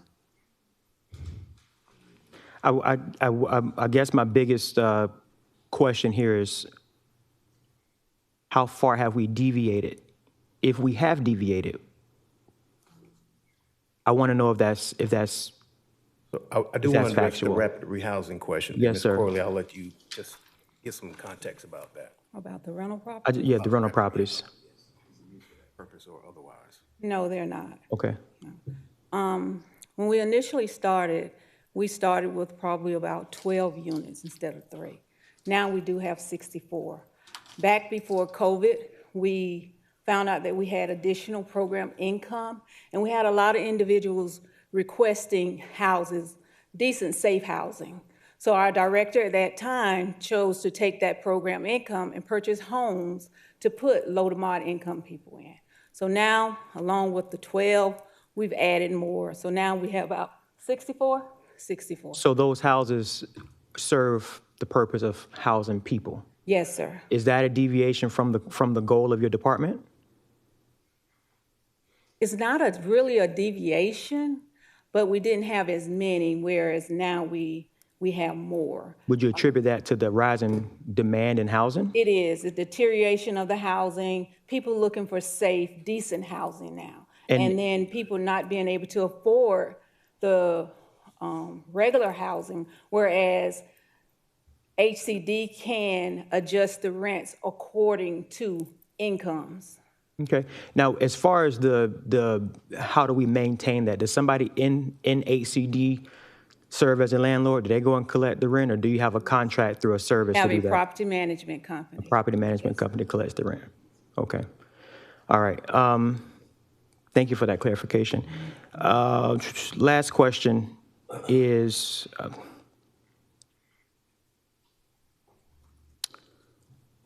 all right, I think those were the only 2 questions that I had. I really wanted to get clarification on the deviation from the core mission piece, and then the whole aspect around redevelopment in the positions. So if that doesn't intrude upon like the work that you're able to do for housing and developing the community, like I guess we can live with that. But I mean, I welcome you to speak to that if you have anything else you can add. We've had rounds of discussions about redevelopment in particular, and based on my estimation, I've only been there maybe 4.5 months. Redevelopment is very important. They manage a lot of large capital projects. We do have partnerships with this particular sector. So in my recommendation to Administrator Allen, I do recommend that we maintain redevelopment sector. Okay, but what the redevelopment position seem like is getting ready to go away, does that limit your ability to move forward with keeping the redevelopment sector? Well, just for context, we're going to maintain the supervisor position, which is what we need in terms of managerial level. Mm-hmm. But we're also going to maintain at least one coordinator to kind of float between different sectors as well. So the department will remain intact in that particular aspect. And you'll still be able to do redevelopment at the scope, at the level that we've done before? Yes, sir. Okay, all right. All right, well, those are my questions. Thank you, department, and thank you, Ms. Allen. Thank you, Commissioner Johnson. Chair recognizes Commissioner Don Clark from the 5th. Thank you. Deputy Jackson or Administrator Allen, so this department, I think indications we've received consistently about this department is folks being trained. I know we're saying we're going to bring out 5 positions or limit this by 5 positions, and then with additional operational cuts. How much of this budget is based upon, because I know the city provides a certain amount of subsidy, but you all receive a great deal of amount of benefit from grant funding as well, correct? Correct. Yeah. So early indications are a lot of the funding for these grants is going to end. So if we say 5 positions, we're going to cut now based on current funding, current grants, right? 5 positions on the table for reduction, yes. For reduction, correct. Have we received any early indications about what's basically going to be cut in, from a reduction for your grant funding? At the federal level? I emailed you all back in the spring about potential cuts that would be coming down the pike, and I did mention that the department would continue to monitor that. Yeah. Given the recent shutdown, things have sort of escalated. And that's what I was asking, because I know when it comes to a lot of programs, I mean, biggest one right now we're hearing about is SNAP. And there's others that are on the table. I'm asking if you all have received any additional, indicators that, hey, this is what we're looking at for HUD funds or otherwise, because your CDBG, your home, all those are ESG. under HUD, right? Yes, correct. Yep. So have you guys gotten any indicators from our agency partners? There's been no final communication from the federal government. As you can imagine, a lot of the staff at the federal level are actually not in their offices right now, and they're not responding to emails in particular. Sure. From what I understand from our staff, the funding hasn't completely stopped. I mean, things are trickling at a slower pace in terms of being able to draw down reimbursement, but there hasn't been a final resolution about whether or not these programs will be continually suspended or how the outcome will impact our department. Yeah, and that's one concern I have, and I think all of us should have, really. I mean, because you guys aren't the only ones that receive federal grants. I think anybody that's receiving them needs to posture themselves ready for either a severe reduction or elimination altogether.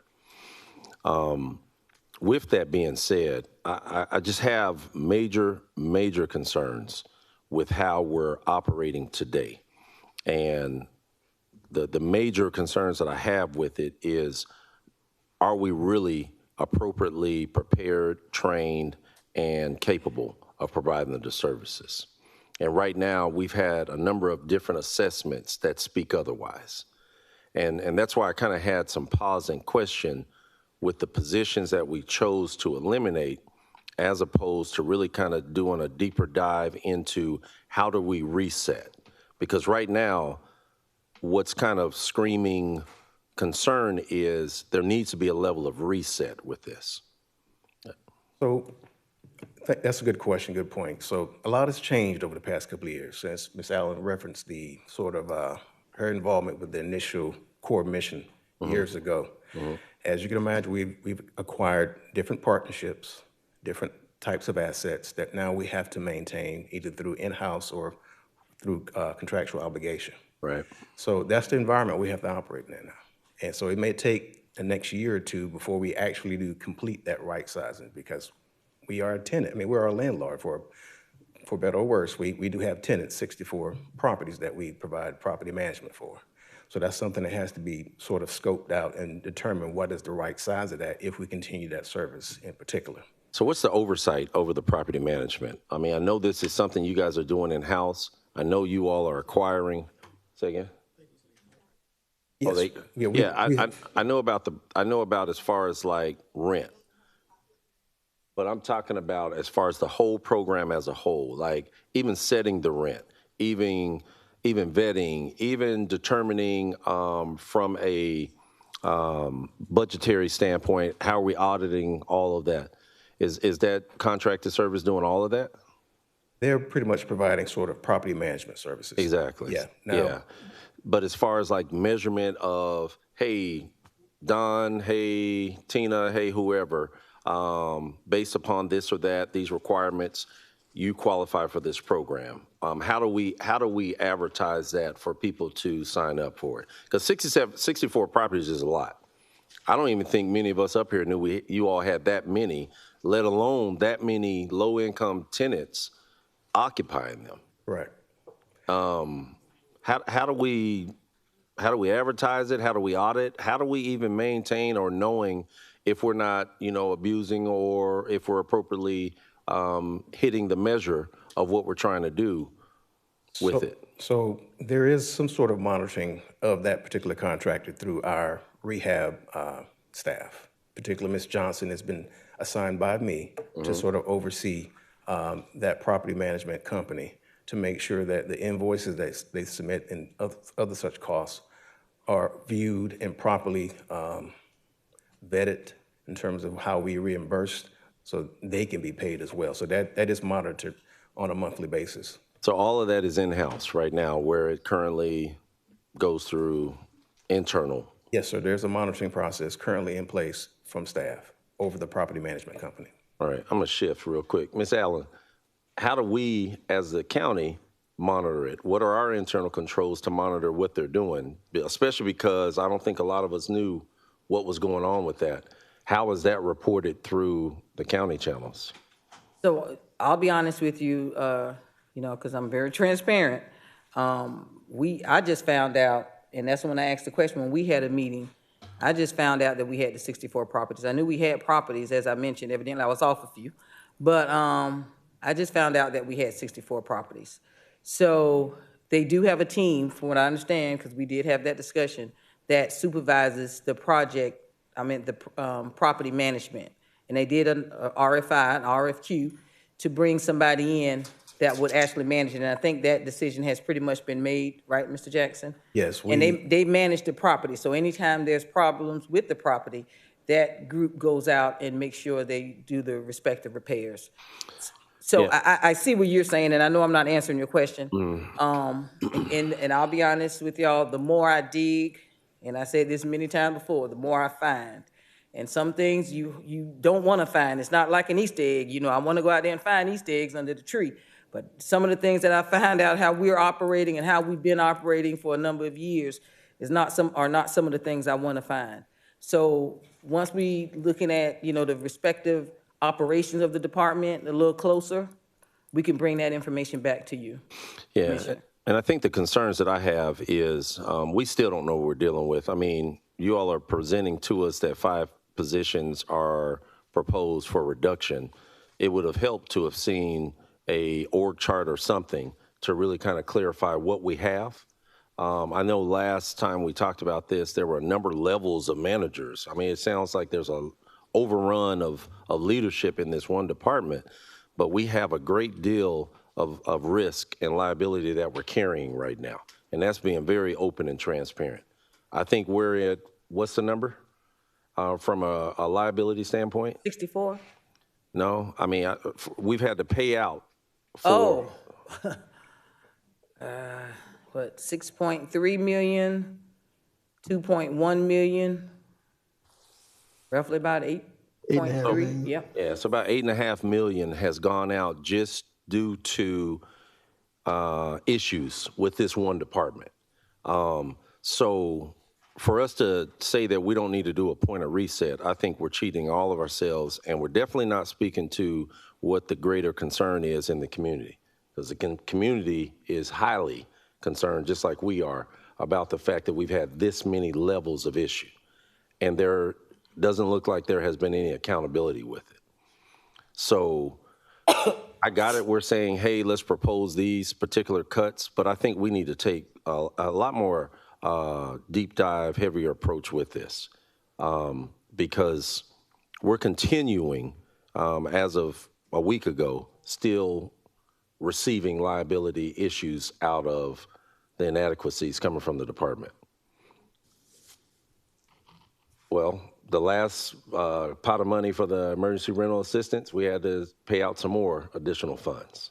So that's what I'm talking about. It seems like we keep going down this pathway that keeps speaking to what's been presented to us.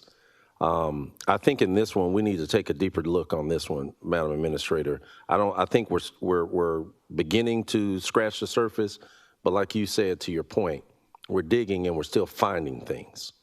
So presenting, hey, this is our solution to right-size it, I don't think it is. I think we need to do more digging. I think we owe it to the public to ensure that this particular department, we get more clarity.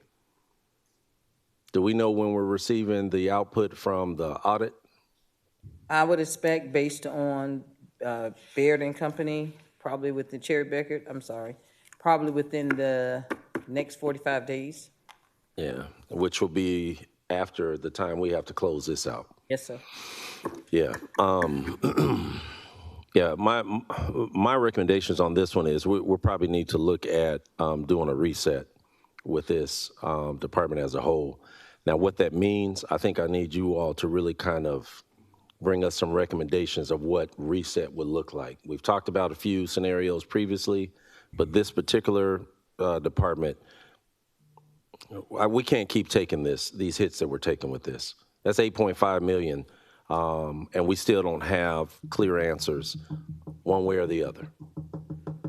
So I'd like us to take a deeper dive into what would a reset look like for this department, and if that means additional reductions, if that means hiring personnel that are appropriately trained to accomplish these tasks, then let's do that. But I don't think we need to keep going the way we're going. It's not leading us to a great place. Thank you, Commissioner Clark. Commissioner Jordan Johnson, and then we got Commissioner Francine Scott. Colleagues, let me remind you, the time is now 4:10, and we still have another section to get through. So just, there's more presentation. So Commissioner Johnson, you have the floor, sir. Yes, sir. I'll keep it brief. We said 6.3 went out in 2 point what?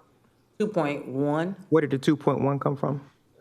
You know that it went to the collection agency, remember? No, ma'am. Yeah. 2.1 on what? Penalty, I'm sorry. Penalty for what?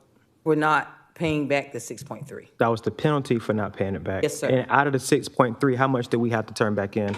What do we have to supplement? We only took about, 3 million that came?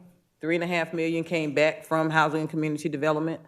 So if you took the 3.5, 6.3, 2.8, if my math is right. Okay. I know my limits. That ain't one of them. I'm trying. All right. Next question is about the. Are we talking? Is it being suggested that we like do what was done 13, 14 years ago and just wipe the whole department over again? Or are we talking about cleaning up certain aspects of the programs? Because I know a lot of the programs are federally funded and we don't have any credence over that. But I guess what I want to get a better understanding of is when we say, I don't know the word Commissioner Clark used, but I'm just going to say restructure or like reel it in or something like that. What are we exactly looking at specifically, or what road should we start attempted to go down to get to that point? I know we can't touch CDBG, we can't do anything in ESG, the LEAD program, but those kind of programs are in place. So what room do we have to kind of wiggle around in HCD? And I know a lot of those programs and some of the staff that they have are also funded through those grant programs as well. So what wiggle room do we actually have other than essentially removing all the staff and hiring new staff? Like where are we going with that? And Commissioner Clark is the one recommending that, but I can tell you what we did years ago, and that's where we redid job descriptions and all employees had to reapply for a position. Mm-hmm. Now, I'm not sure what Commissioner Clark is referring to in his ask. Yeah, I mean, it's along those lines, but it's also along the lines of making sure that we put stricter parameters in place to ensure that, number one, we know what our asset control is for this department. Right now, we don't know what that is. We just found out we got 64 properties that nobody's even tracking. And nobody's even understanding of where that revenue's going or otherwise. Mm-hmm. So I just got a lot of concerns with this. It just, to me, it just screams of the fact that this is a problem that we need to address. And we just can't keep going the way we're going.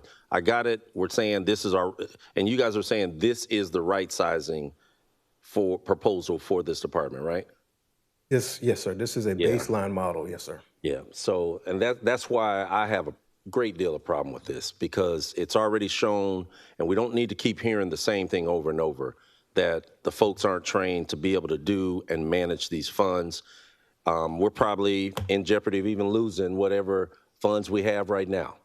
So let's just be very open and transparent if we're going to do it. This department screams of the fact that we need to take some very, very pointed steps in resetting and organizing. We need to go through all of those efforts towards getting this right. 5 personnel reduction is not going to do that, and we know that. Now, we will also look at the respective job descriptions and things of that nature. We're not just going to we're going to make sure that everybody is aligned to the position that they actually are operating and doing and performing. Yeah. And we're going to sit down with everybody and let them know, what the level of expectations are. The 64 properties now, that's capital. So that's not included in the respective operating costs. That's just the management part of it. It's the person's position there's one of the tasks that a person does as it relates to communicating back and forth with the property management company for those 64 properties, just for clarification. Since we have a company, that means they should be tracking who's in the properties, who's been in and out of the properties, the rates, rental rates set and all that kind of stuff, right? Yes, sir. Can we get that as well and give us like a, year-to-year breakdown of that? If you can go back the last 3 or 5, I don't know how long we've been on the property. But if you all can kind of give us an understanding of what kind of revenue is being generated from this, who's even being allowed access into the properties, and how this is even introduced into the community fold, because I don't think folks are tracking this stuff. Okay. Well, All right. I think all of these are valid points, but I see people dropping out, so that's good. I just want to be cognizant of time, in that the administrator still has a section to present. So let's keep going. Commissioner Johnson? Yep, my last comment on this is I can't support eliminating any of those properties. I mean, the need for housing is constantly going up. And it's not news to a lot of us up here that we've been, having these properties to put people in. It's not news. So I think what we could benefit from too, while we're going down this path of right sizing and reorganizing the organization, is to provide the commission with the overview of what the Housing and Community Department does as well, and the assets that they have to offer to the community. I have seen firsthand how that program has helped folks in this community, and I think this is the worst time to try to get rid of that program. As far as any other reorganizational ideas or anything like that, I think it's going to be critical for us to know what they do before we start going down that path, because if we don't know, then we're going to make half-hearted decisions. So I would make that suggestion before we go down this road. But as far as these personnel reductions, if most of them are vacant, then it makes sense. Thank you. Thank you, Commissioner Johnson. Seeing no colleagues in the queue, Madam Administrator, let's move on. Okay. We've got another section, I think, right? All right. All right. Now we're going to go to the across-the-board cuts. The final component of our deficit reduction proposal was a 3% across-the-board cut. After responses have been received from all departments, we have received about $897,000 less cuts than the 3% goal. The Sheriff's Office has committed to making as close to the 3% cut as possible, but we have not finalized the numbers yet. Assuming that they are able to do the full 3%, we would have about $4.8 million in cuts from the departments. With that, we just discussed for HCD, we are down to about $3.2 million available for reconsideration. This is just a list of the departments that provided cuts as of the at least 3%. I am truly thankful to each of those department heads and the elected officials for pushing hard to make these cuts, because I know it was not an easy task. In just a moment, we will provide you, and you should already have a handout, detailing all the cuts made, as well as the narrative provided by each department explain their operational impact. I think the departments are the best able to tell their own stories. We wanted to provide this information to you today so that you can have time to read and review it before we have our next budget work session. So again, I want to thank these departments for working with us as they looked at meeting the respective 3% across the board cuts that was recommended or requested by administration. A few of the other departments did not provide cuts, but stated they were unable to provide the full amount. So they did provide cuts, I apologize, but were not able to provide the full amount. And in some cases, they missed it by only a few $1,000s. Again, their narratives will help explain their choices. You previously directed us to go back to the departments that did not provide cuts, originally to ask them to reconsider. After that request, the district attorney's office and juvenile court are the only two that have not provided any respective cuts. Juvenile court did note that they expect to exceed their revenue projection for 2026 and make other changes after the start of the year.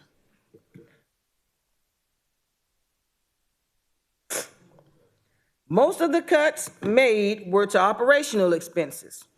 There were a number of positions offered for reduction as well. I wanted to list those here for clarity. Again, please read through the department narratives that each of you received.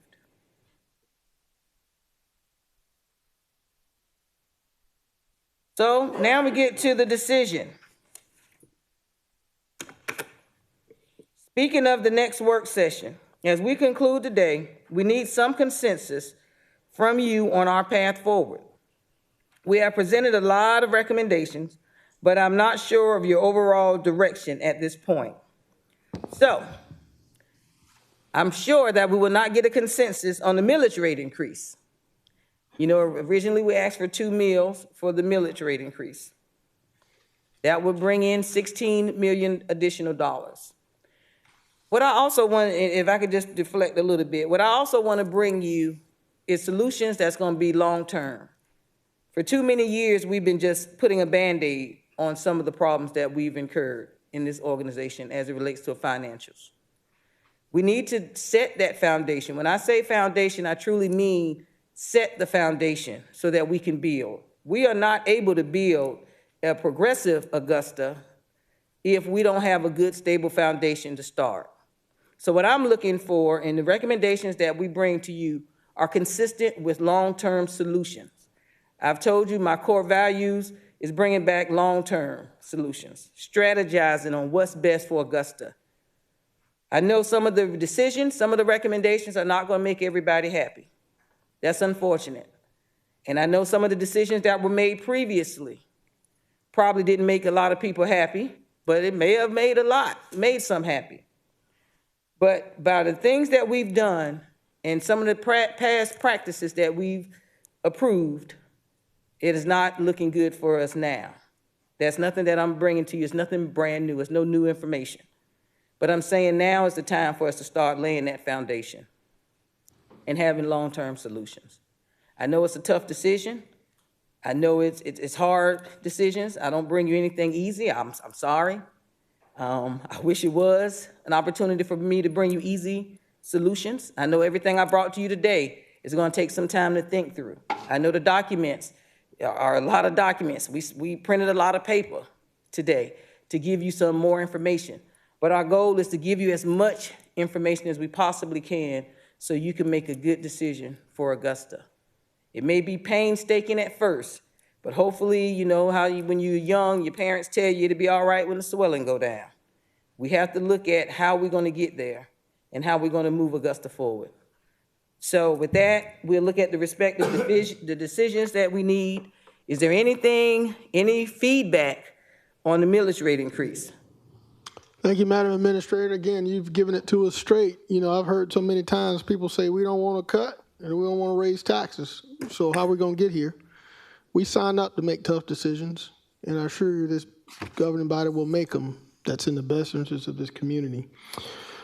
Chair recognizes Commissioner from the 9th, Commissioner Francine Scott. Thank you, Mayor Johnson. I have one question.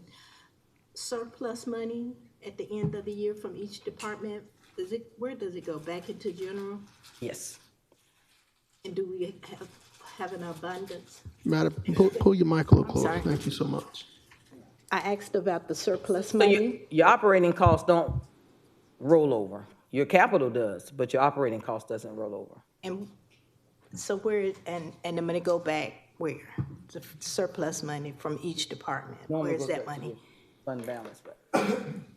The administrator's right. All that all the surplus money at the end of the year goes into your fund balance, which we've used in the past 2 years to cover the Hurricane Helene expenses. Madam, you yield? All right. Chair recognizes Commissioner from the first, Commissioner Jordan Johnson. Ms. Allen, with these recommendations, without the mill rate, where do we stand on the general fund deficit? So without that mill rate, we were looking at having like a $4 million surplus. I think I showed that at the very beginning. We would not, of course, have that surplus. We'll probably be $12 million. So without the. If we take your recommendations on the cuts and don't raise the mill rate, does that address the general fund deficit? No, sir. What deficit do we still have Be there? about 12 million. And where does that come from? We'd have to do additional reductions. I mean, where does the 12 million come from? I mean, if we take your recommendations on the general fund side, the healthcare costs, the transit costs, RCCI, the reductions, HCD, NGOs, where does the other 12 million come from? It'd have to be additional reductions. That's how bad we pretty much are. So,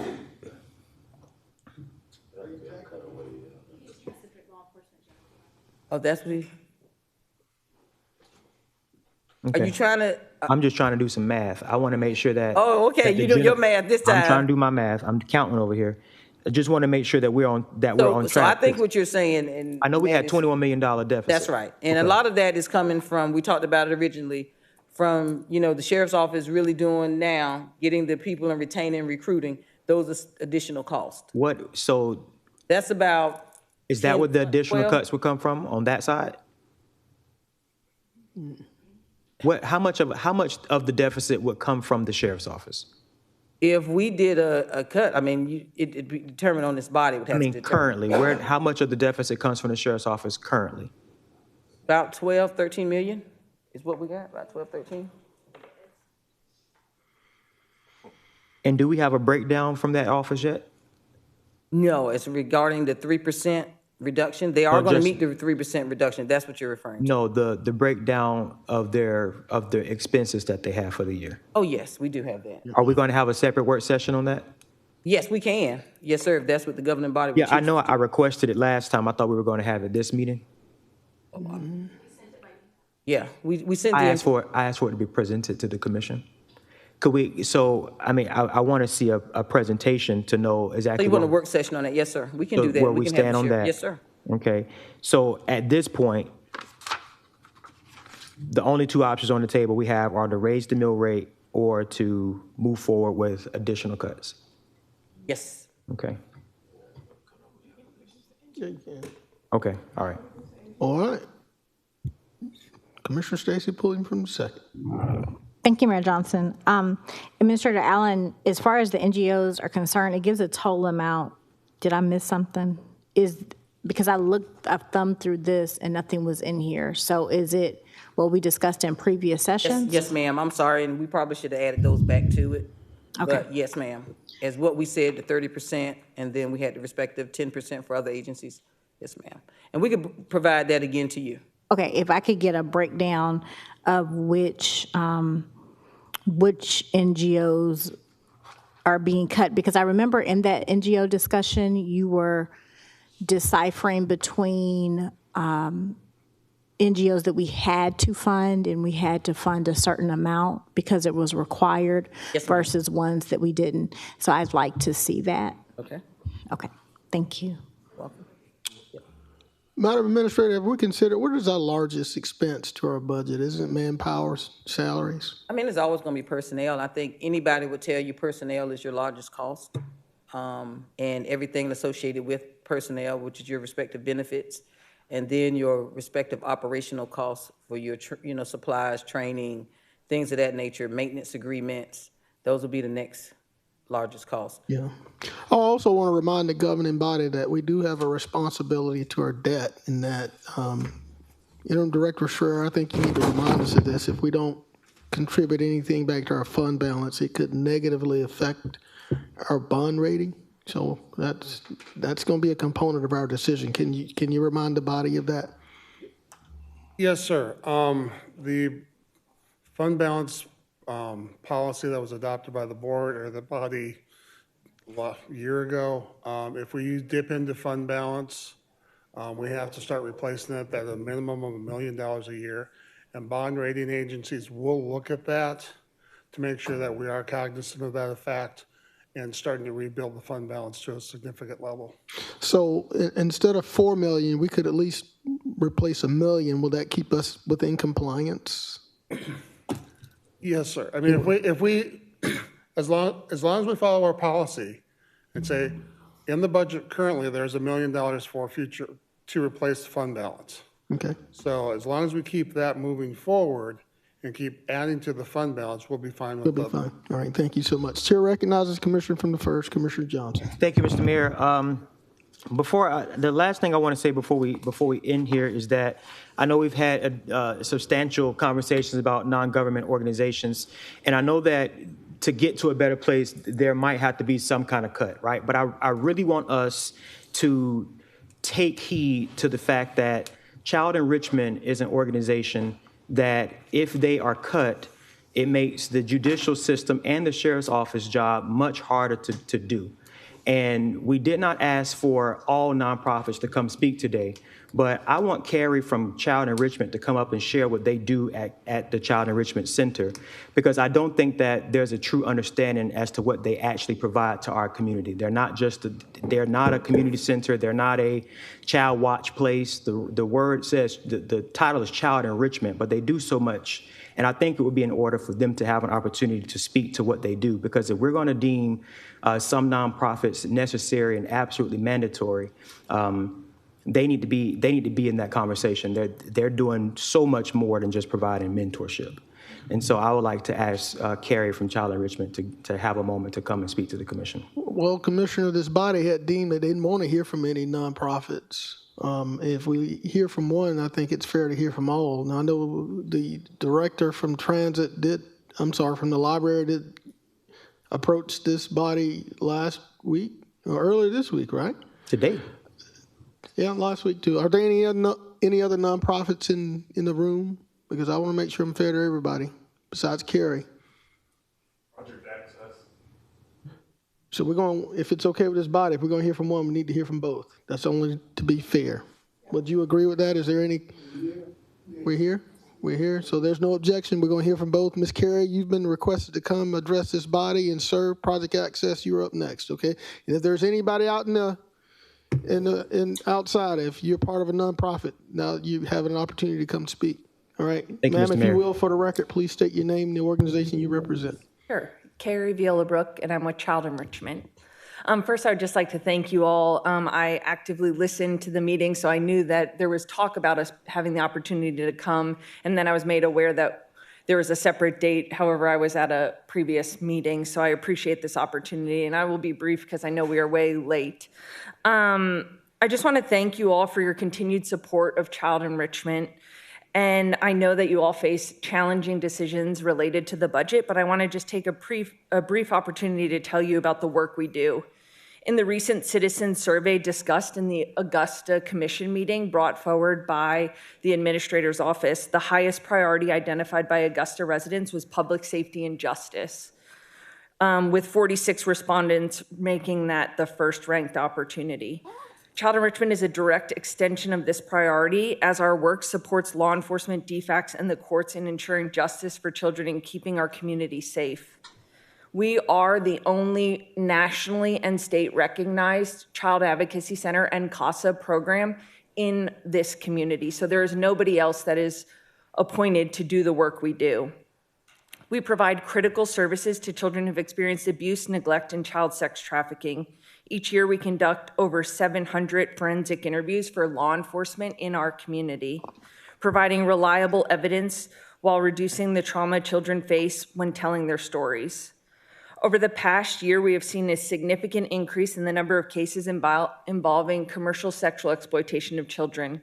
Commissioner Clark had brought that up a couple of meetings ago about the staggering rates of child sex trafficking right here in Richmond County. These cases are complex, time-intensive, and often require multidisciplinary coordination across these agencies. We are the place where children have to go based on the child abuse protocol to get interviewed. It is not law enforcement. So law enforcement is required to bring children to the Child Advocacy Center to get those forensic interviews. Despite these challenges, our team has remained committed to ensuring every child receives the care and protection and advocacy they deserve. In the 12 years that I have been with this organization, we have never asked for an increase in funding from the commission. We go through a audit every year, and our records are public, so you can see the use that our funds are being made.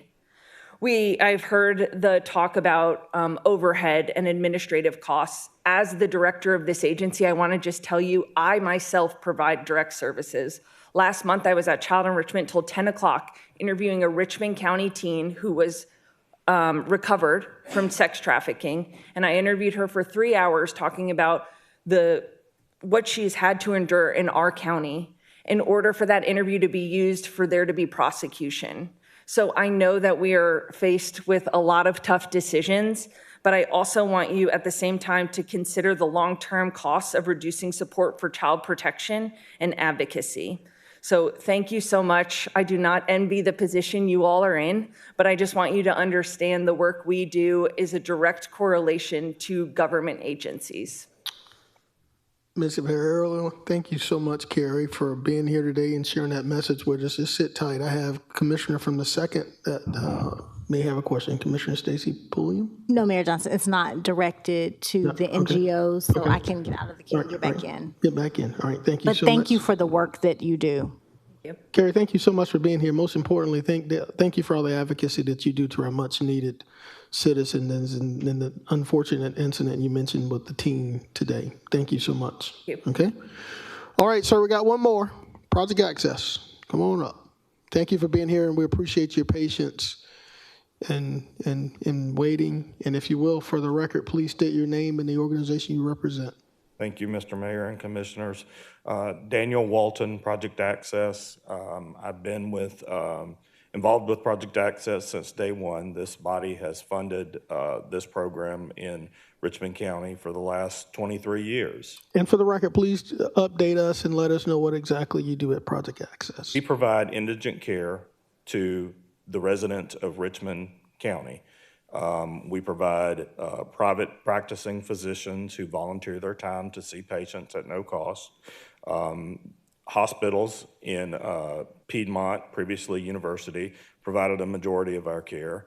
Doctors Hospital provides care for our patients, and currently we have about 280 patients on our rolls.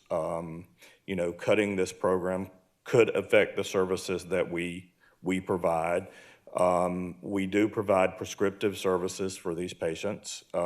That's where some of the funding is used. Again, just wanted to take a moment to thank this body for funding this program for that many years. It's an outreach program of the Richmond County Medical Society.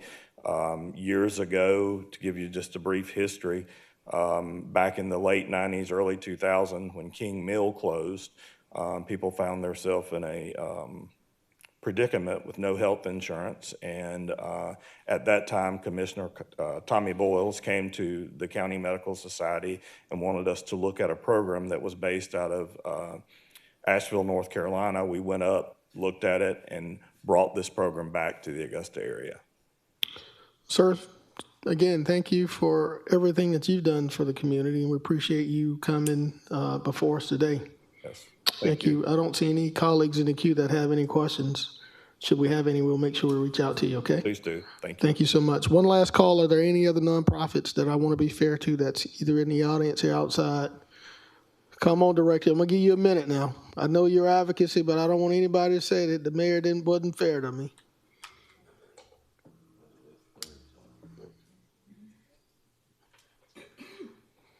Emmanuel St. Clair Mitchell, Director of the Augusta Richmond County Public Library System.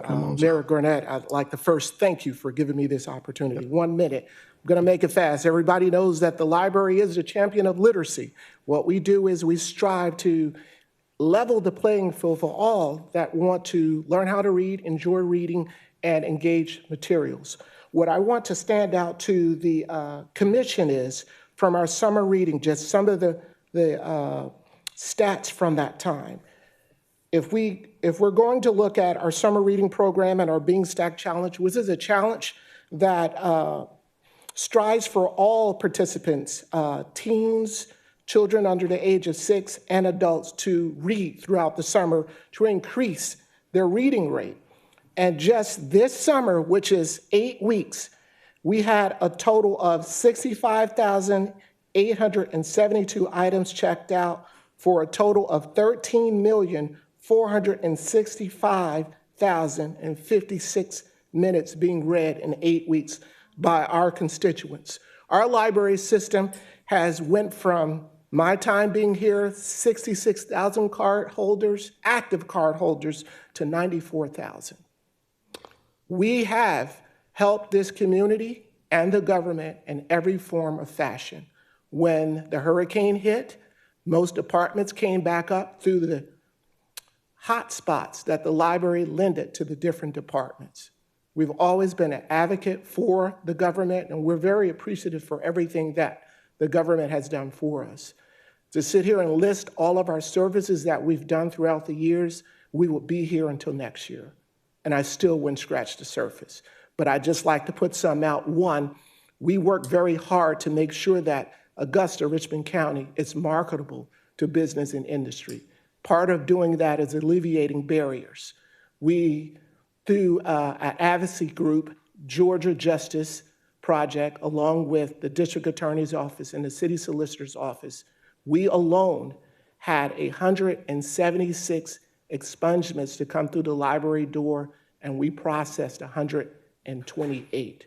That means that there are 128 more people able to get jobs and take care of themselves in Augusta. We also eliminated fees or any assessments on children's books, as well as doing notary for free. What we've noticed is many of our indigent and homeless population can't get documentation. You go to get documentation, you need something notarized. When you go to notarize, of course, if you're homeless, you got $5. That's to eat or to get something notarized. So we eliminated that so that you can go to any location and get your notary for free. We brought in suicide prevention to talk with the homeless. We've brought in the VA to work with the homeless. And we continue to market and work with the school systems. Just this year alone, we got Georgia Cyber Academy. Every student that is a member of Georgia Cyber Academy in Richmond County has full access to the Augusta Richmond County Public Library System, digitally or physically. Thank you, sir. Appreciate your advocacy. Also appreciate the advocacy of your board members that were here. You let them know that we acknowledge them in their presence, okay? Thank you. All right, Madam Administrator, last words, last ask. Yes, sir. So we're not going to even worry about the decisions because I know you're not ready for that today, but we will be talking about it again at our next meeting, which is scheduled on the 13th. We will have the Sheriff's Office discussion as well as some of the respective services that are in central services as it relates to the facility maintenance going over to the Sheriff's Office. So we'll talk a little more in depth about that as well. Okay. With that being said, Mr. Mayor, we are done. Thank you so much, Madam Administrator. Before we wrap up, Commissioner Tanya Bone here alternately, thank you for your service. Commissioner-elect Lonnie Wimberly, congratulations to you. I know you have a swearing in. Can you share that with the public if you would like to? Not at this time. All right. Well, thank you and congratulations. And with that, Madam Clerk, we're hereby adjourned.